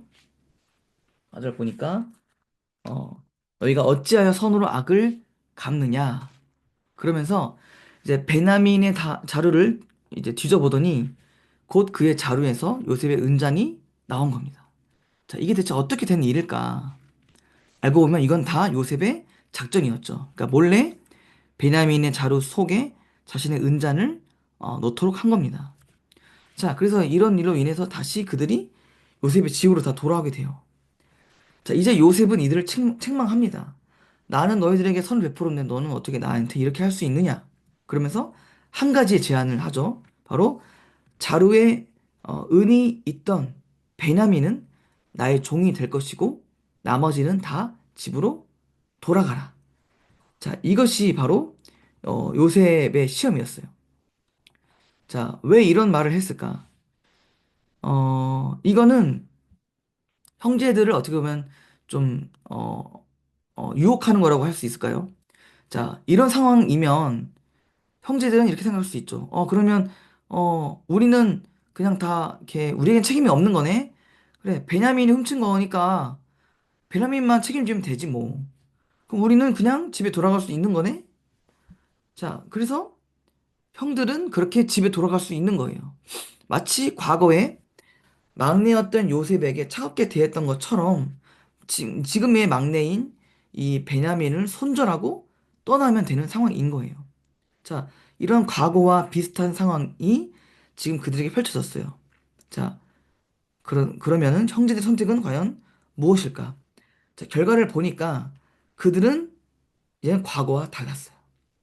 자, 이제는 막내를 지키고자 합니다. 자, 특히 16절에 보니까 이제 유다가 좀 나서죠. 유다가 일단 이렇게 말합니다. 베냐민을 포함해서 우리 모두가 우리 총리의 노예가 되겠습니다라고 말해요. 그러니까 우리 형들도 다 책임질게요라고 말하고 있는 거예요. 그러니까 이제 베냐민이 잘못했지만 우리 형들이 함께 하겠다. 그 짐을 함께 지겠다라는 그런 말을 하고 그런데 이제 요셉이 아니야. 베냐민만 남겨놓고 너희 다 가라고 말하니까 그때 이제 유다가 뭐라 하느냐? 그러면 제가 베냐민 대신 종이 되겠습니다. 왜냐면 아까 야곱한테 자기가 담보가 되겠다고 얘기했잖아요. 그래서 이렇게 얘기를 합니다. 또 이제 그 야곱이 또 엄청 사랑하는 아들이니까 제발 베냐민만은 또 가게 해달라고 이렇게 부탁을 하게 된 거죠. 자, 보면 형들이 참 많이 달라졌어요. 그죠? 더 이상 과거의 형들이 이제 아닙니다. 막내만 사랑받는다고, 막내만 편애한다고, 질투하고, 시기하고, 왕따시키는 그런 형들이 이제 아니에요. 그들은 요셉의 일로 많이 후회하고, 많이 자책한 것 같아요. 또 많이 회개한 것 같아요. 그래서 더 이상 과거처럼 행동하지 않고, 이제는 막내를 위해 자신들을 희생하겠다고 그렇게 합니다. 여러분, 그것처럼 여러분 우리도 실수할 수 있고 잘못할 수 있어요. 근데 중요한 건 제가 여러 번 얘기했지만 회개하는 겁니다. 그래서 다시는 그렇게 행동하지 않는 거예요. 그래서 날마다 그렇게 회개의 열매를 맺어가는 것이 중요한 겁니다. 자, 이제 45장으로 넘어갈게요. 45장. 이제 이 이야기가 이제 좀 클라이막스로 이제 다다릅니다. 제목은 요셉의 눈물. 제45장. 요셉이 시종하는 자들 앞에서 그 정을 억제하지 못하여 소리질러 모든 사람은 나에게서 물러가라 하고 그 형제들에게 자기를 알리니 그때 그와 함께한 다른 사람이 없었더라. 요셉이 큰 소리로 우니 애국 사람에게 들리며 바로의 궁중에 들리더라. 요셉이 그 형들에게 이르되 나는 요셉이라 내 아버지께서 아직 살아계시니이까 형들이 그 앞에서 놀라서 대답하지 못하더라. 요셉이 형들에게 이르되 내게로 가까이 오소서. 그들이 가까이 가니 나는 당신들의 아우 요셉이니 당신들이 애굽의 반자라. 당신들이 나를 이곳에 팔았다고 해서 근심하지 마소서. 한탄하지 마소서. 하나님이 생명을 구원하시려고 나를 당신들보다 먼저 보내셨나이다. 이 땅에 2년 동안 흉년이 났으나 아직 5년은 밭갈이도 못하고 주수도 못할지라. 하나님이 큰 구원으로 당신들의 생명을 보존하고 당신들의 후손을 세상에 두시려고 나를 당신들보다 먼저 보내셨느니 그런즉 나를 이리로 보내는 당신들이 아니요 하나님이시라. 하나님이 나를 바로에게 아버지로 삼으시고 그 온 집의 주로 삼으시며 애굽 온 땅의 통치자로 삼으셨나이다. 당신들은 속히 아버지께로 올라가서 아뢰기를 아버지의 아들 요셉의 말에 하나님이 나를 애굽 전국의 주로 세우셨으니 지체 말고 내게로 내려오사. 아버지의 아들들과 아버지의 손자들과 아버지의 양과 소와 모든 소유가 고센 땅에 머물며 나와 가깝게 하소서. 흉년이 아직 5해가 있으니 내가 거기서 아버지를 봉양하리이다. 아버지와 아버지의 가족과 아버지께 속한 모든 사람에게 부족함이 없도록 하겠나이다 하도록 전하소서. 당신들의 눈과 내 아우 베냐민의 눈이 보는 바 당신들에게 이 말을 하는 것은 내 일이라. 당신들은 내가 애굽에서 누리는 영화와 당신들이 본 모든 것을 다 내 아버지께 아뢰고 속히 모시고 내려오소서. 하여 자기 아우 베냐민의 목을 안고 오니 베냐민은 요셉의 목을 안고 오니라. 요셉이 또 형들과 입맞추며 안고 오니 형들이 그제서야 요셉과 말하니라.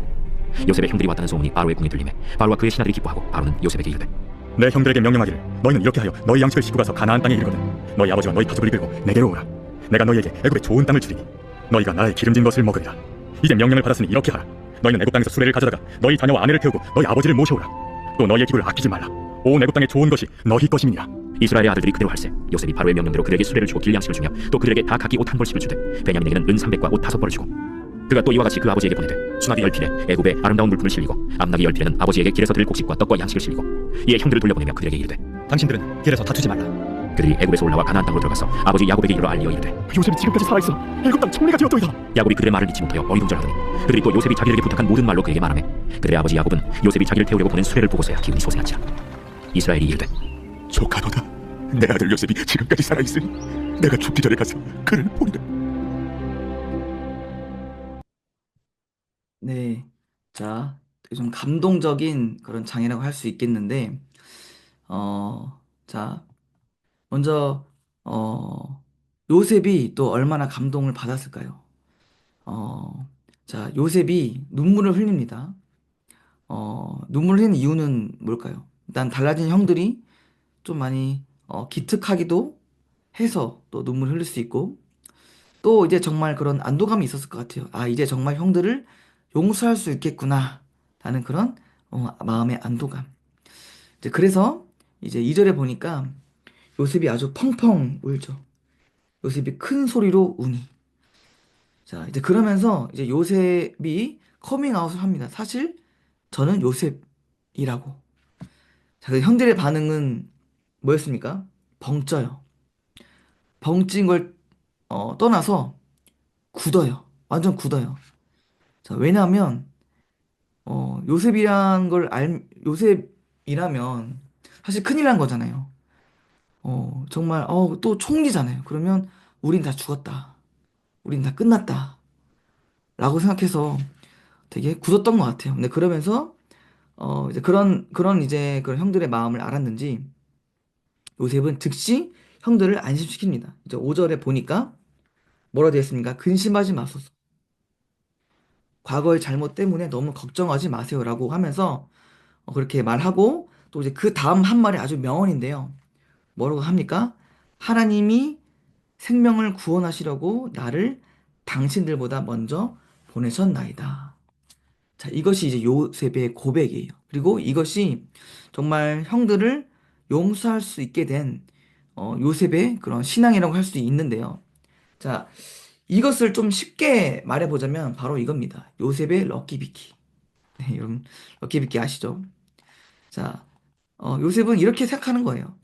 형들이 물론 나를 해치려고 했어. 하지만 오히려 그 일로 인해서 하나님이 저를 애굽으로 보내시고 저를 총리가 되게 하시고 결국 우리 가족을 이렇게 다 먹여 살렸으니 이거 완전 럭키비키잖아. 라고 이렇게 고백하고 있는 거예요. 그래서 결국 요셉이 이 가족을 용서할 수 있었던 것은 이 모든 것이 하나님의 손 안에 있었던 일이고 이 모든 것이 하나님의 계획임을 그는 알았기 때문이고 그렇게 믿었기 때문이에요.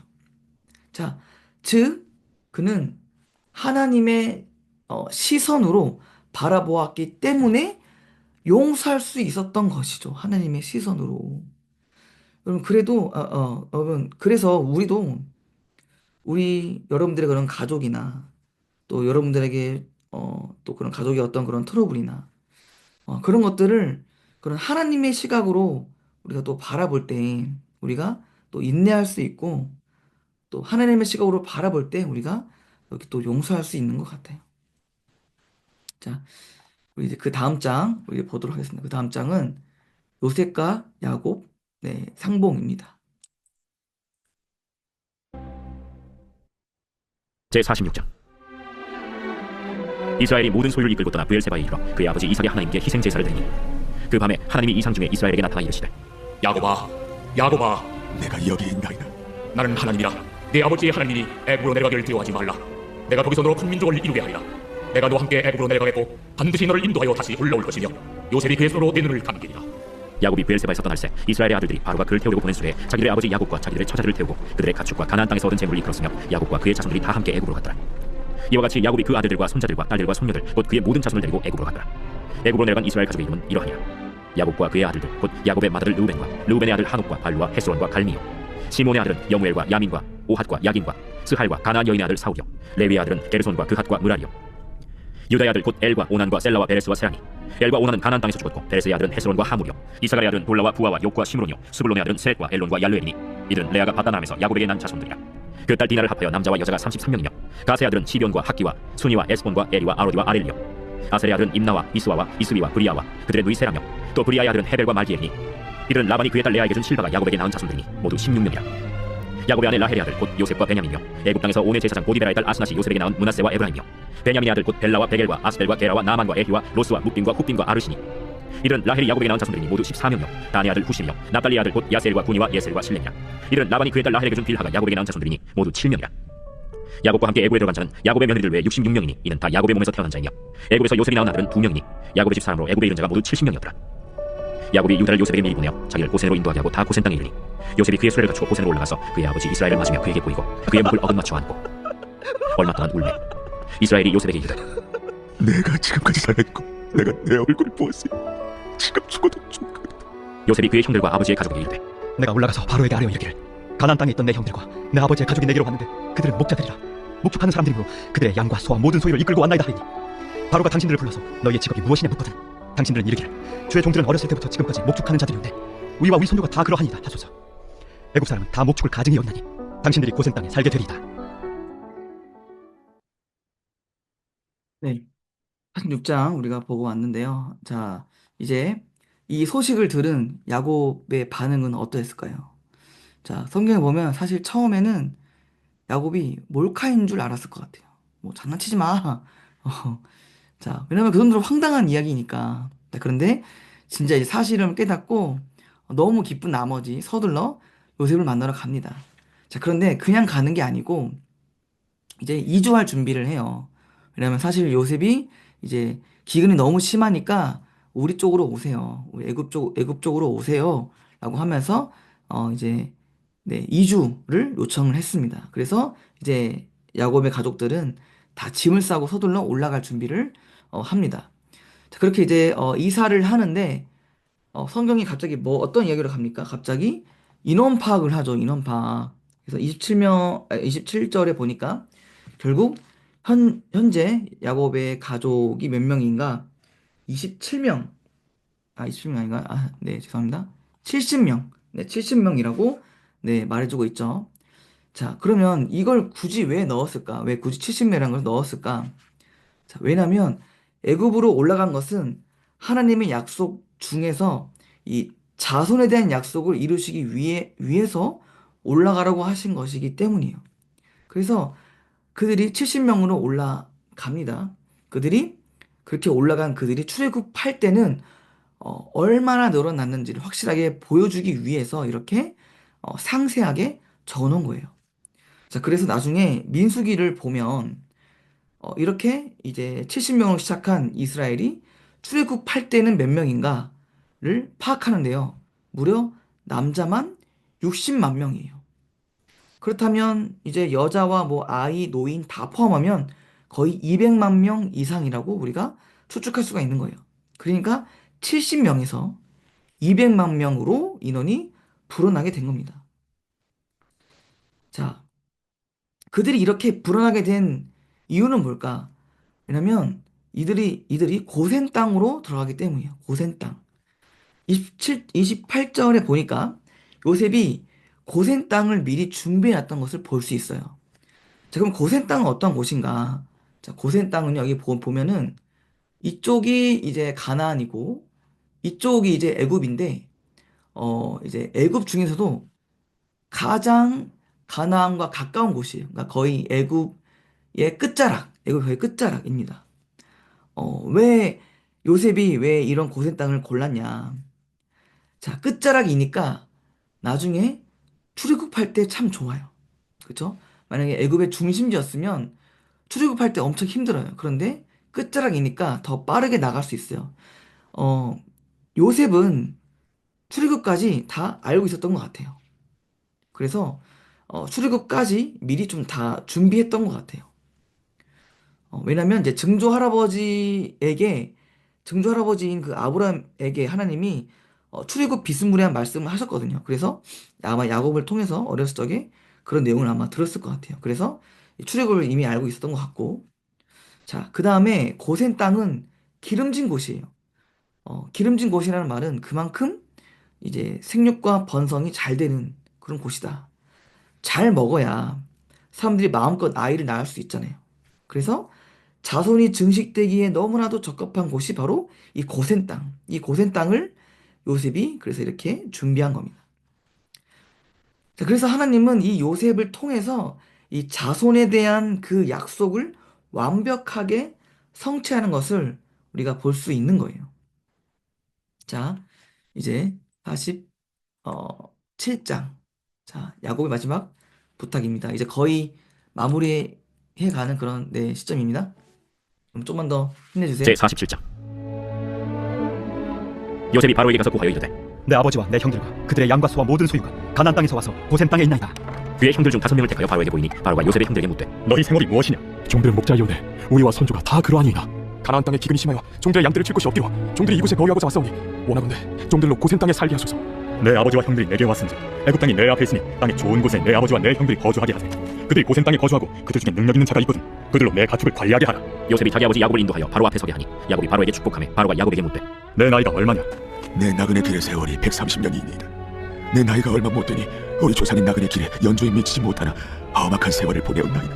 야곱이 바로에게 축복하고 그 앞에서 나오니라. 요셉이 바로의 명령대로 그의 아버지와 그의 형들에게 거주할 곳을 주되 애굽의 좋은 땅 람셋을 그들에게 주어 소유로 삼게 하고 또 그의 아버지와 그의 형들과 그의 아버지의 온 집에 그 식구를 달아 먹을 것을 주어 봉양하였더라. 기근이 더욱 심하여 사방에 먹을 것이 없고 애굽 땅과 가나안 땅이 기근으로 황폐하니 요셉이 곡식을 팔아 애굽 땅과 가나안 땅에 있는 돈을 모두 거두어들이고 그 돈을 바로의 궁으로 가져가니 애굽 땅과 가나안 땅에 돈이 떨어진지라. 애굽 백성이 다 요셉에게 와서 이르되 돈이 떨어졌사오니 우리에게 먹을 거리를 주소서. 어찌 주 앞에서 죽으리까? 너희의 가축을 내라. 돈이 떨어졌은즉 내가 너희의 가축과 바꾸어 주리라. 그들이 그들의 가축을 요셉에게 들어오는지라. 요셉이 그 말과 양떼와 소떼와 나귀를 받고 그들에게 먹을 것을 주되 곧 그 모든 가축과 바꾸어서 그 해 동안에 먹을 것을 그들에게 주니라. 그 해가 다 가고 새해가 되매 무리가 요셉에게 와서 그에게 말하되 우리가 주께 숨기지 아니하나이다. 우리의 돈이 다하였고 우리의 가축대가 주께로 돌아갔사오니 주께 낼 것이 아무것도 남지 아니하고 우리의 몸과 토지뿐이라. 우리가 어찌 우리의 토지와 함께 주의 목전에 죽으리이까? 우리 몸과 우리 토지를 먹을 것을 주고 사소서. 우리가 토지와 함께 바로의 종이 되리니 우리에게 종자를 주시면 우리가 살고 죽지 아니하며 토지도 황폐하게 되지 아니하리이다. 그러므로 요셉이 애굽의 모든 토지를 다 사서 바로에게 바치니 애굽의 모든 사람들이 기근에 시달려 각기 토지를 팔았습니다. 땅이 바로의 소유가 되니라. 요셉이 애굽 땅 이 끝에서 저 끝까지 백성을 성읍들에 옮겼으나 제사장들의 토지는 사지 아니하였으니 제사장들은 바로에게서 녹을 받으니라. 바로가 주는 녹을 먹으므로 그들이 토지를 팔지 않으니었더라. 요셉이 백성에게 이르되 오늘 내가 바로를 위하여 너희 몸과 너희 토지를 사노라. 여기 종자가 있으니 너희는 그 땅에 뿌리라. 추수의 5분의 1을 바로에게 상납하고 5분의 4는 너희가 가져서 토지의 종자로도 삼고 너희의 양식으로도 삼고 너희 가족과 어린아이의 양식으로도 삼으라. 주께서 우리를 살리셨사오니 우리가 주께 은혜를 입고 바로의 종이 되겠나이다. 요셉이 애굽 토지법을 세우매 그 5분의 1이 바로에게 상납되나 제사장의 토지는 바로의 소유가 되지 아니하여 오늘날까지 이르니라. 이스라엘 족속이 애굽 고센 땅에 거주하며 거기서 생업을 얻어 생육하고 번성하였다. 야곱이 애굽 땅에 17년을 거주하였으니 그의 나이가 147세라. 이스라엘이 죽을 날이 가까우매 그의 아들 요셉을 불러 이제 내가 내게 은혜를 입었거든. 청하노니 내 손을 내 허벅지 아래에 놓고 인애와 성실함으로 내게 행하여 애굽에 나를 장사하지 아니하도록 하라. 내가 조상들과 함께 눕거든. 너는 나를 애굽에서 메어다가 조상의 묘지에 장사하라. 내가 아버지의 말씀대로 행하리이다. 내게 맹세하라. 그가 맹세하니 이스라엘이 침상머리에서 하나님께 경배하니라. 네, 이제 여기가 거의 이제 마무리 돼 가는데요. 자, 47장은 야곱의 마지막 부탁입니다. 자, 이제 이야기가 어떻게 전개되냐면 이제 야곱이 고센 땅으로 이주하고 난 이후의 이야기를 보여주고 있는데요. 이제 뭐 여러 가지 이야기가 있는데 주목해야 할 것은 바로 야곱의 죽음입니다. 죽음. 자, 이제 드디어 야곱도 이제 나이가 들어서 죽을 때가 된 겁니다. 근데 이제 그가 죽을 때 요셉에게 부탁한 것이 있어요. 뭐냐면 바로 나를 애굽 땅에서 장사해 내지 말고 가나안 땅에 장사해 줘라라는 부탁입니다. 즉, 나는 가나안 땅에 내 뼈를 묻고 싶다라는 겁니다. 자, 사실 세상적인 관점에서 보면 가나안 땅보다는 애굽 땅이 훨씬 좋아요.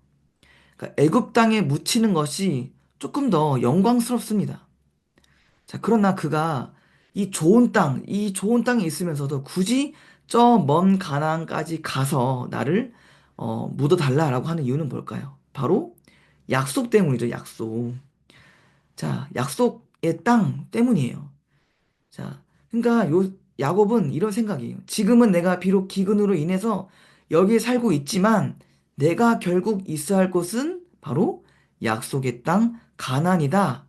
라는 그런 믿음이 있었던 거예요. 그래서 야곱은 죽는 날까지 약속의 땅만을 생각하며 살았던 거죠. 자, 이걸 통해 또 적용할 수 있는 것은 뭐냐면 우리도 그러하다는 거예요. 자, 우리도 비록 지금은 우리가 이 땅 가운데 살고 있지만 우리가 결국 가야 할 곳은 그 약속된 곳은 바로 천국, 그 영원한 하나님의 나라라는 거죠. 그래서 우리도 이 땅 가운데 살고 있지만 늘 잊어서는 안 돼요. 우리가 가야 할 곳은 어디인가? 우리에게 약속으로 주어진 곳은 어디인가? 그 영원한 하나님의 나라, 그 영원한 아버지의 집, 그 아버지의 집을 우리는 결코 잃어서는 안 됩니다. 그래서 지금 나의 시선이 어디에 있는지를 한번 생각해 봤으면 좋겠어요. 자, 이제 다음 장으로 넘어가겠습니다. 다음 장, 48장입니다. 48장은 요셉의 아들들이라는 제목으로 함께 봅시다. 제48장. 이 일 후에 어떤 사람이 요셉에게 말하기를 내 아버지가 병들었다. 하므로 그가 곧 두 아들 므낫세와 에브라임과 함께 이르니 어떤 사람이 야곱에게 말하되 내 아들 요셉이 내게 왔다. 하매 이스라엘이 힘을 내어 침상에 앉아 요셉에게 이르되 예전에 가나안 땅 루스에서 전능하신 하나님이 내게 나타나서 복을 주시며 내게 이르시되 내가 너로 생육하고 번성하게 하여 내게서 많은 백성이 나게 하고 내가 이 땅을 내 후손에게 주어 영원한 소유가 되게 하리라 하셨느니라. 내가 애굽으로 와서 내게 이르기 전에 애굽에서 내가 낳은 두 아들 에브라임과 므낫세는 내 것이라. 르우벤과 시몬처럼 내 것이 될 것이요 이들 후에 내 소생은 내 것이 될 것이며 그들의 유산은 그들의 형의 이름으로 함께 받으리라. 내게 대하여는 내가 이전에 바단에서 올 때에 라헬이 나를 따르는 도중 가나안 땅에서 죽었는데 그곳은 에브랏까지 길이 아직도 먼 곳이라. 내가 거기서 그를 에브랏 길에 장사하였느니라. 에브랏은 곧 베들레헴이라. 이스라엘이 요셉의 아들들 보고 이르되 이들은 누구냐? 이는 하나님이 여기서 내게 주신 아들들이니이다. 그들을 데리고 내 앞으로 나아오라. 내가 그들에게 축복하리라. 이스라엘의 눈이 나이로 말미암아 어두워서 보지 못하더라. 요셉이 두 아들을 이끌어 아버지 앞으로 나가니 이스라엘이 그들에게 입맞추고 그를 안고 요셉에게 이르되 내가 내 얼굴을 보리라고는 생각하지 못하였더니 하나님이 내게 내 자손까지도 보게 하셨도다. 요셉이 아버지의 무릎 사이에서 두 아들을 물러나게 하고 땅에 엎드려 절하고 오른손으로는 에브라임을 이스라엘의 왼손을 향하게 하고 왼손으로는 므낫세를 이스라엘의 오른손을 향하게 하여 이끌어 그에게 가까이 나아가매 이스라엘이 오른손을 펴서 차남 에브라임의 머리에 얹고 왼손을 펴서 므낫세의 머리에 얹으니 므낫세는 장자라도 팔을 엇바꾸어 얹었더라. 그가 요셉을 위하여 축복하여 이르되 내 조부 아브라함과 아버지 이삭이 섬기던 하나님, 나의 출생으로부터 지금까지 나를 기르신 하나님, 나를 모든 환난에서 건지신 여호와의 사자께서 이 아이들에게 복을 주시오며 이들로 내 이름과 내 조상 아브라함과 이삭의 이름으로 칭하게 하시오며 이들이 세상에서 번식되게 하시기를 원하나이다. 요셉이 그 아버지가 오른손을 에브라임의 머리에 얹은 것을 보고 기뻐하지 아니하여 아버지의 손을 들어 에브라임의 머리에서 므낫세의 머리로 옮기고자 하여 그의 아버지에게 이르되 아버지여 그리 마옵소서. 이는 장자이니 오른손을 그의 머리에 얹으소서. 그의 아버지가 허락하지 아니하며 이르되 나도 안다. 내 아들아 나도 안다. 그도 한 족속이 되며 그도 크게 되려니와 그의 아우가 그보다 큰 자가 되고 그의 자손이 여러 민족을 이루리라. 그날에 그에게 축복하여 이르되 이스라엘이 너로 말미암아 축복하기를 하나님이 내게 에브라임 같고 므낫세 같게 하시리라. 하며 에브라임을 므낫세보다 앞세웠더라. 이스라엘이 요셉에게 또 이르되 나는 죽으나 하나님이 너희와 함께 계시사 너희를 인도하여 너희 조상의 땅으로 돌아가게 하시려니와 내가 내게 내 형제보다 세겜 땅을 더 주었나니 이는 내가 내 칼과 활로 아모리 족속의 손에서 빼앗은 것이니라. 네, 말씀 보고 왔습니다. 자, 이제 어떤 이야기냐면 이제 요셉이 야곱이 곧 죽게 될 것이라는 소식을 듣고 이제 자신의 자식들, 이제 애굽에서 얻은 자식들이에요. 그 자식들과 함께 이제 야곱에게로 갑니다. 그래서 이제 야곱의 입장에서는 처음으로 요셉의 자식들을 만나는 상황인 거예요. 자, 요셉의 자식들은요, 이제 장자, 첫째가 므낫세, 둘째가 에브라임 이렇게 있었는데요. 이제 이들을 축복해 주죠. 잘 알다시피 이제 장자가 특별하잖아요. 그래서 장자에게는 오른손을 얹어서 장자의 축복을 줘야 되고 차자는 왼손으로 줍니다. 그런데 그래서 지금 어 에브라임과 므낫세 같은 경우에도 오른손 쪽에 므낫세가 앉았고 왼편에 이제 에브라임이 무릎을 꿇었는데 그래서 이제 이렇게 그냥 손을 이제 축복하면 되는데 손을 반대로 하죠. 이렇게 엇갈라서 합니다. 자, 이것이 상징하는 바가 굉장히 큰데요. 어, 그러니까 지금 이 말은 뭐냐면 장자의 축복을 차자한테 준 거예요. 장자의 축복을 에브라임한테 준 거예요. 원래 므낫세가 받아야 되는데 차자한테 장자의 축복을 준 거예요. 자, 그래서 이걸 안 요셉이 그러면 안 돼요라고 하죠. 그러면 안 돼요 하면서 팔을 바꿔주려고 하는데 야곱은 이렇게 말하죠. 내가 안다. 얘들아 나도 안다. 일부러 이렇게 한 거라고 말을 해줍니다. 그러면서 계속해서 축복을 이어가는데요. 여기서 우리가 알 수 있는 것은 뭐냐면 하나님의 생각과 우리의 생각이 다르다라는 거예요. 자, 성경에서 계속 나오는 내용이 뭐냐면 바로 장자를 선택하는 것이 아니라 차자를 선택하신 하나님이라는 거죠. 그래서 에서와 야곱도 사실 에서가 장자의 축복을 받아야 되는데 야곱이 받게 되죠. 하나님은 야곱을 이제 장자처럼 여기게 됩니다. 그래서 하나님은 차자인 야곱을 택하셨죠.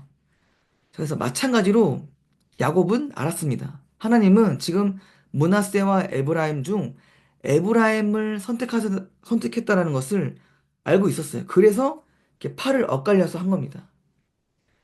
그래서 결국 이제 하나님의 생각과 우리의 생각이 이렇게 다르다라는 거예요.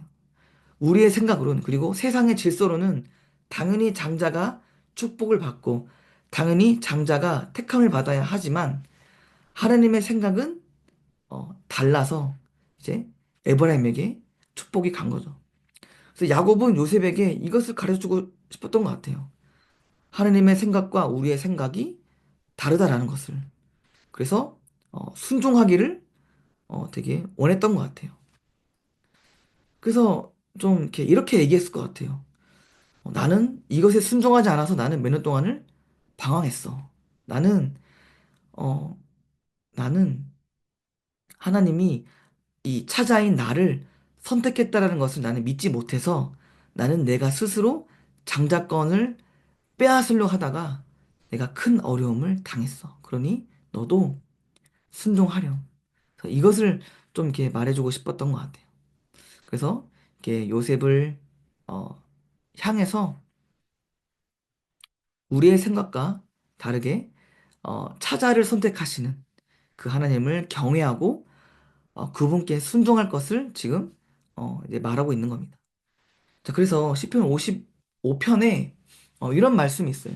여호와의 말씀에 내 생각은 너희 생각과 다르며 내 길은 너희 길과 달라서 하늘이 땅보다 높음 같이 내 길은 너희의 길보다 높으며 내 생각은 너희의 생각보다 높으니라. 자, 그래서 이 말씀처럼 하나님의 생각은 우리의 생각보다 더 높으세요. 그래서 더 높으신 그 하나님의 생각을 우리가 경외하며 그분께 순종하기를 바랍니다. 49장 우리 보도록 할게요. 제49장. 야곱이 그 아들들을 불러 이르되 너희는 모이라. 너희가 후일에 당할 일을 내가 너희에게 이르리라. 너희는 모여 들으라. 야곱의 아들들아, 너희 아버지 이스라엘에게 들을지어다. 르우벤아, 너는 내 장자요 내 능력이요 내 기력의 시작이라. 위풍이 월등하고 권능이 탁월하다마는 물이 끓음 같았은즉 너는 탁월하지 못하리니 내가 아버지의 침상에 올라 더럽혔음이로다. 그가 내 침상에 올랐었도다. 시몬과 레위는 형제요 그들의 칼은 폭력의 도구로다. 내 호나 그들의 모의에 상관하지 말지어다. 내 영광아 그들의 집회에 참여하지 말지어다. 그들의 분노대로 사람을 죽이고 그들의 혈기대로 소의 발목 힘줄을 끊었음이로다. 그 노여움이 혹독하니 저주를 받을 것이요 분기가 맹렬하니 저주를 받을 것이라. 내가 그들을 야곱 중에서 나누며 이스라엘 중에서 흩으리로다. 유다야, 너는 내 형제의 잔송이 될지라. 내 손이 내 원수의 목을 잡을 것이요 내 아버지의 아들들이 내 앞에 절하리로다. 유다는 사자 새끼로다. 내 아들아, 나는 움킨 것을 찢고 올라갔도다. 그가 엎드리고 웅크림이 수사자 같고 암사자 같으니 누가 그를 범할 수 있으리야. 주가 유다를 떠나지 아니하며 통치자의 지팡이가 그 발 사이에서 떠나지 아니하기를 실로가 오시기까지 이르리니 그에게 모든 백성이 복종하리로다. 그의 나귀를 포도나무에 매며 그의 암나귀 새끼를 아름다운 포도나무에 맬 것이며 또 그 옷을 포도주에 빨며 그의 복장을 포도즙에 빨리로다. 그의 눈은 포도주로 인하여 붉겠고 그의 일은 우유로 말미암아 희리로다. 스불론은 해변에 거주하리니 그곳은 뱀에는 해변이라 그의 경계가 시돈까지리로다. 이사갈은 양의 우리 사이에 꿇어 앉은 건장한 나귀로다. 그는 쉴 곳을 보고 좋게 여기며 도시를 보고 아름답게 여기고 어깨를 내려 짐을 메고 앞제 아래에서 섬기리로다.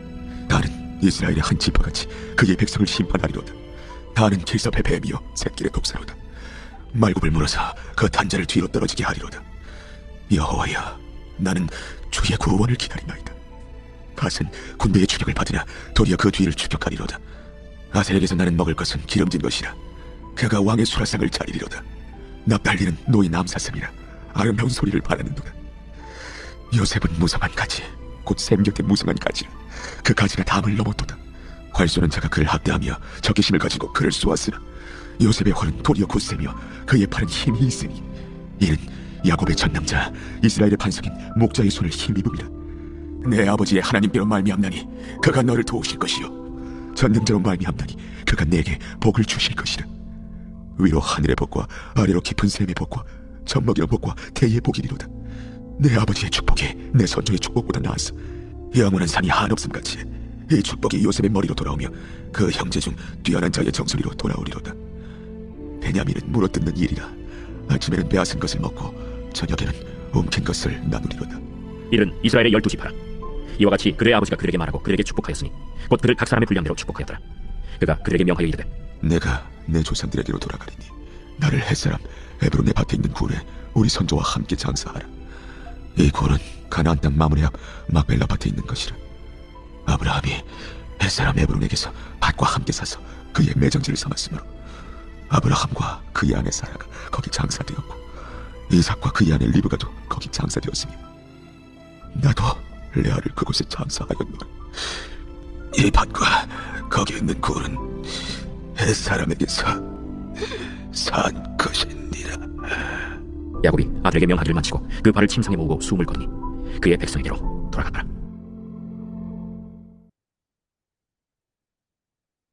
네.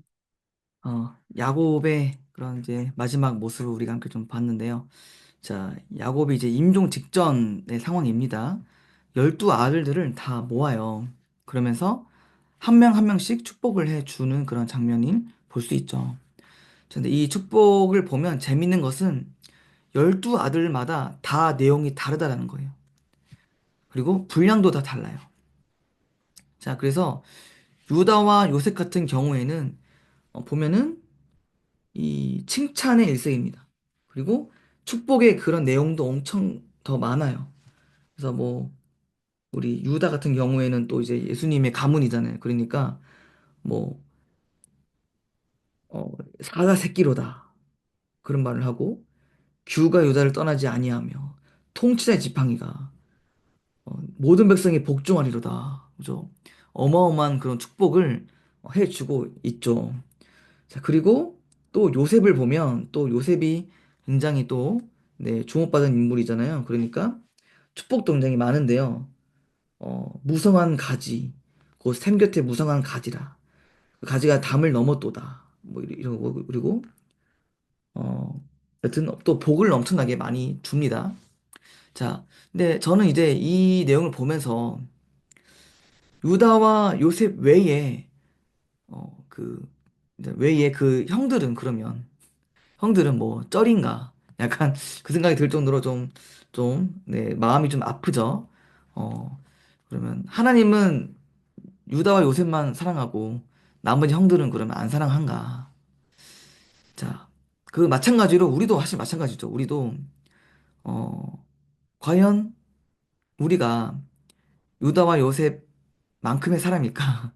네, 전혀 아니죠. 전혀 아닌 것 같아서 과연 하나님이 유다 요셉을 기뻐한 것처럼 우리도 기뻐하실까? 그런 생각을 좀 많이 해요. 성경 인물을 보면 좀 저도 좀 그런 비교에 좀 빠지게 됩니다. 자, 그런데 참 다행인 것은 뭐냐면 28절을 보니까 이렇게 나와 있어요. 28절 보니까 각 사람의 분량대로 축복하였더라. 각 사람의 분량대로 축복하였더라. 그러니까 각 사람마다 주어진 분량이 다 다르다라는 거예요. 어떤 사람은 이만한 분량이 있고, 어떤 사람은 이만한 분량이 있고, 그래서 각 사람마다 그 분량이 다 다르다는 거예요. 그래서 각 사람에게는, 어떤 사람에게는 엄청난 그런 달란트 주시고, 또 어떤 사람에게는 좀 요만한 달란트 주시고. 그런데 중요한 거는 우리가 하나님이 주신 그 분량, 그 분량을, 우리가 그냥 받은 분량을 그냥 성실하게만, 거기에 그냥 충실하게만 하면, 유다든 요셉이든, 하나님은 우리든 다 기뻐하신다는 거. 그래서 괜히 뭐 이제 다른 사람, 와, 저 사람은 어떻게 저런 탤런트가 있지? 저 사람은 어떤 저런 능력이 있지? 라는 것을 괜히 비교하지 마시고, 나에게 주신 분량은 뭔가? 그러면 나는 나에게 주신 분량 가운데 나는 어떻게 하나님을 정말 성실히 섬기면 될까? 이거를 고민하면 되는 거예요. 네. 자, 이제 창세기 50장 마지막 우리 부분 보도록 하겠습니다. 자, 야곱의 죽음, 네, 죽음입니다. 우리 마지막 장 봅시다. 제 50장. 요셉이 그의 아버지 얼굴에 굽으여 울며 입맞추고 그 수종들은 의원에게 명하여 아버지의 몸을 향으로 처리하게 하매 의원이 이스라엘에게 그대로 하되 40일이 걸렸으니 향으로 처리하는 데는 이날수가 걸리며 애굽 사람들은 70일 동안 그를 위하여 곡하였더라. 곡하는 기한이 지나매 요셉이 바로의 궁에 말하여 이르되 내가 너희에게 은혜를 입었으면 원하건대 바로의 귀에 아뢰기를 우리 아버지가 나로 맹세하게 하여 이르되 내가 죽거든 가나안 땅에 내가 파놓은 묘실에 나를 장사하라 하였나니 나로 올라가서 아버지를 장사하게 하소서 내가 다시 오리이다 하라. 바로가 이르되 그가 내게 시킨 맹세대로 올라가서 내 아버지를 장사하라. 요셉이 자기 아버지를 장사하러 올라가니 바로의 모든 신하와 바로 궁의 원로들과 애굽 땅의 모든 원로와 요셉의 온 집과 그의 형제들과 그의 아버지의 집이 그와 함께 올라가고 그들의 어린아이들과 양떼와 소떼만 고센 땅에 남겼으며 병거와 기병이 요셉을 따라 올라가니 그때가 심히 컸더라. 그들이 요단강 건너편 아다 타장 마당에 이르러 거기서 크게 울고 애통하며 요셉이 아버지를 위하여 7일 동안 애곡하였더니 그 땅 범인 가나안 백성들이 아다 마당에 애통을 보고 이르되 이는 애굽 사람의 큰 애통이라 하였으므로 그 땅 이름을 아벨 미스라임이라 하였으니 곧 요단강 건너편더라. 야곱의 아들들이 아버지가 그들에게 명령한 대로 그를 위해 따라 행하여 그를 가나안 땅으로 메어다가 마므리 앞 막벨라 밭 굴에 장사하였으니 이는 아브라함이 해족속 에브론에게 밭과 함께 사서 매장지를 사는 곳이다. 요셉이 아버지를 장사한 후에 자기 형제와 후상꾼과 함께 애굽으로 돌아왔더라. 요셉의 형제들이 그들의 아버지가 죽었음을 보고 말하되 요셉이 혹시 우리를 미워하여 우리가 그에게 행한 모든 악을 갚지는 아니할까? 하고 요셉에게 말을 전하여 이르되 당신의 아버지가 돌아가시기 전에 명령하여 이르시기를 너희는 이같이 요셉에게 이르라. 내 형들이 내게 악을 행하였을지라도 이제 바라건대 그들의 허물과 죄를 용서하라 하셨나니 당신 아버지의 하나님의 종된 우리 죄를 이제 용서하소서. 요셉이 그들이 그에게 하는 말을 들을 때에 울었더라.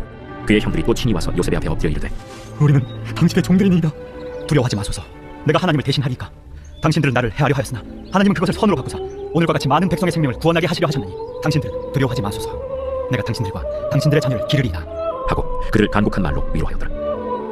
요셉이 그의 아버지의 가족과 함께 애굽에 거주하여 110세를 살며 에브라임의 자손 상대를 보았으며 므낫세의 아들 마길의 아들들도 요셉의 스라에서 양육되었더라. 요셉이 그의 형제들에게 이르되 나는 죽을 것이나 하나님이 당신들을 돌보시고 당신들을 이 땅에서 인도하였네사 아브람과 이삭과 야곱에게 맹세하신 땅에 이르게 하시리라.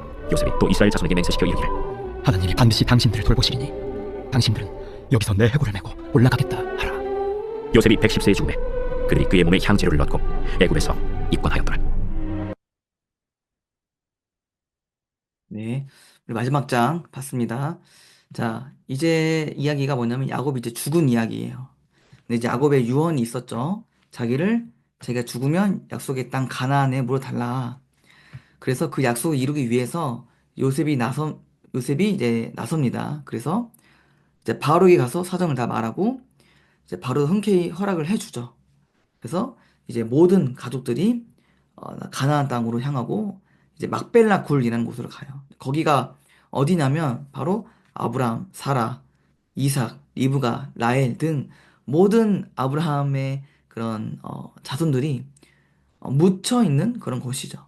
그래서 야곱도 거기서 이제 묻어줍니다. 자, 이제 그런 후에 갑자기 이런 에피소드가 이제 우리가 좀 봐야 될 건데요. 형들이 다가와서 요셉한테 갑자기 용서를 구해요. 그러니까 어떤 생각이냐면, 전에는 아버지가 살아 있었으니까 그 아버지 때문에 우리를 봐준 거야.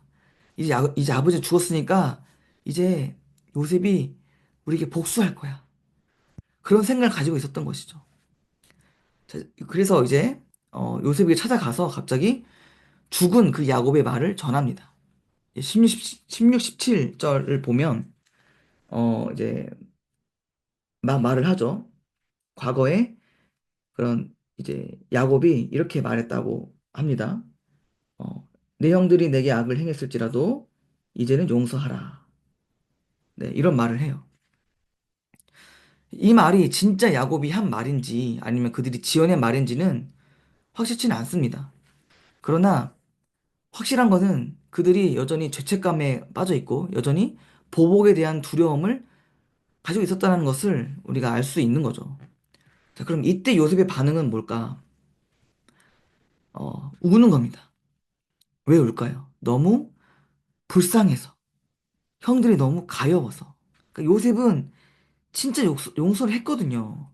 정말 뒤끝 없이 용서를 했는데 이들은 그것을 믿지 못하고 있었던 겁니다. 여러분, 이것이 사실 우리의 모습일 수 있어요. 이제 여러분들은 조금 아직은 아니겠지만 이제 신앙생활을 좀 이렇게 오랫도록 하신 분들을 또 특히 또 늦게 믿으신 분들을 보면 그 과거의 죄 때문에 여전히 거기에 되게 이렇게 사로잡혀 있으신 분들이 되게 많더라고요. 그 죄책감을 가지고 그렇게 살아가시는 분들이 굉장히 좀 많다고 합니다. 그래서 하나님께 늘 기도해요. 정말 잘못했다고. 늘 회개 기도를 하지만 여전히 그 마음에는 그 죄에 대한 짐이 남아 있어서 여전히 그 죄책감에 짓눌려 살아가시는 분들이 있다고 해요. 그래서 이제 이런 에피소드가 있는데 어떤 분이 이제 과거의 죄를 위해서 또다시 기도를 하고 있는 거예요. 수차례 기도를 하고 있는 거죠. 하나님께서 이렇게 말씀하셨대요. 그만 기도하라고. 그 과거의 죄에 대해서 그만 기도하라고. 그래서 여러분, 우리가 믿어야 할 것은 뭐냐면 바로 용서하시는 하나님이시면서 과거의 일은 더 이상 기억하지 않는 하나님이라는 거예요. 그래서 우리가 또 회개하는 것도 정말 중요하지만 정말 그 죄를 용서하시고 더 이상 기억하지 않는 하나님을 믿고 신뢰할 수 있는 것도 우리가 굉장히 중요하다는 거죠. 자, 이제 마지막을 보면 26절을 보면 이제 요셉도 110세에 죽게 됩니다. 그런데 이제 그의 유언이 좀 기가 막혀요. 그 유언을 뭐라고 하냐면 어 이제 당신들이 여기서 내 해골을 메고 올라가 달라고 말합니다. 이것은 결국 내 뼈도 여기 말고 가나안 땅, 그 약속의 땅에 묻어 달라라는 그런 말이에요.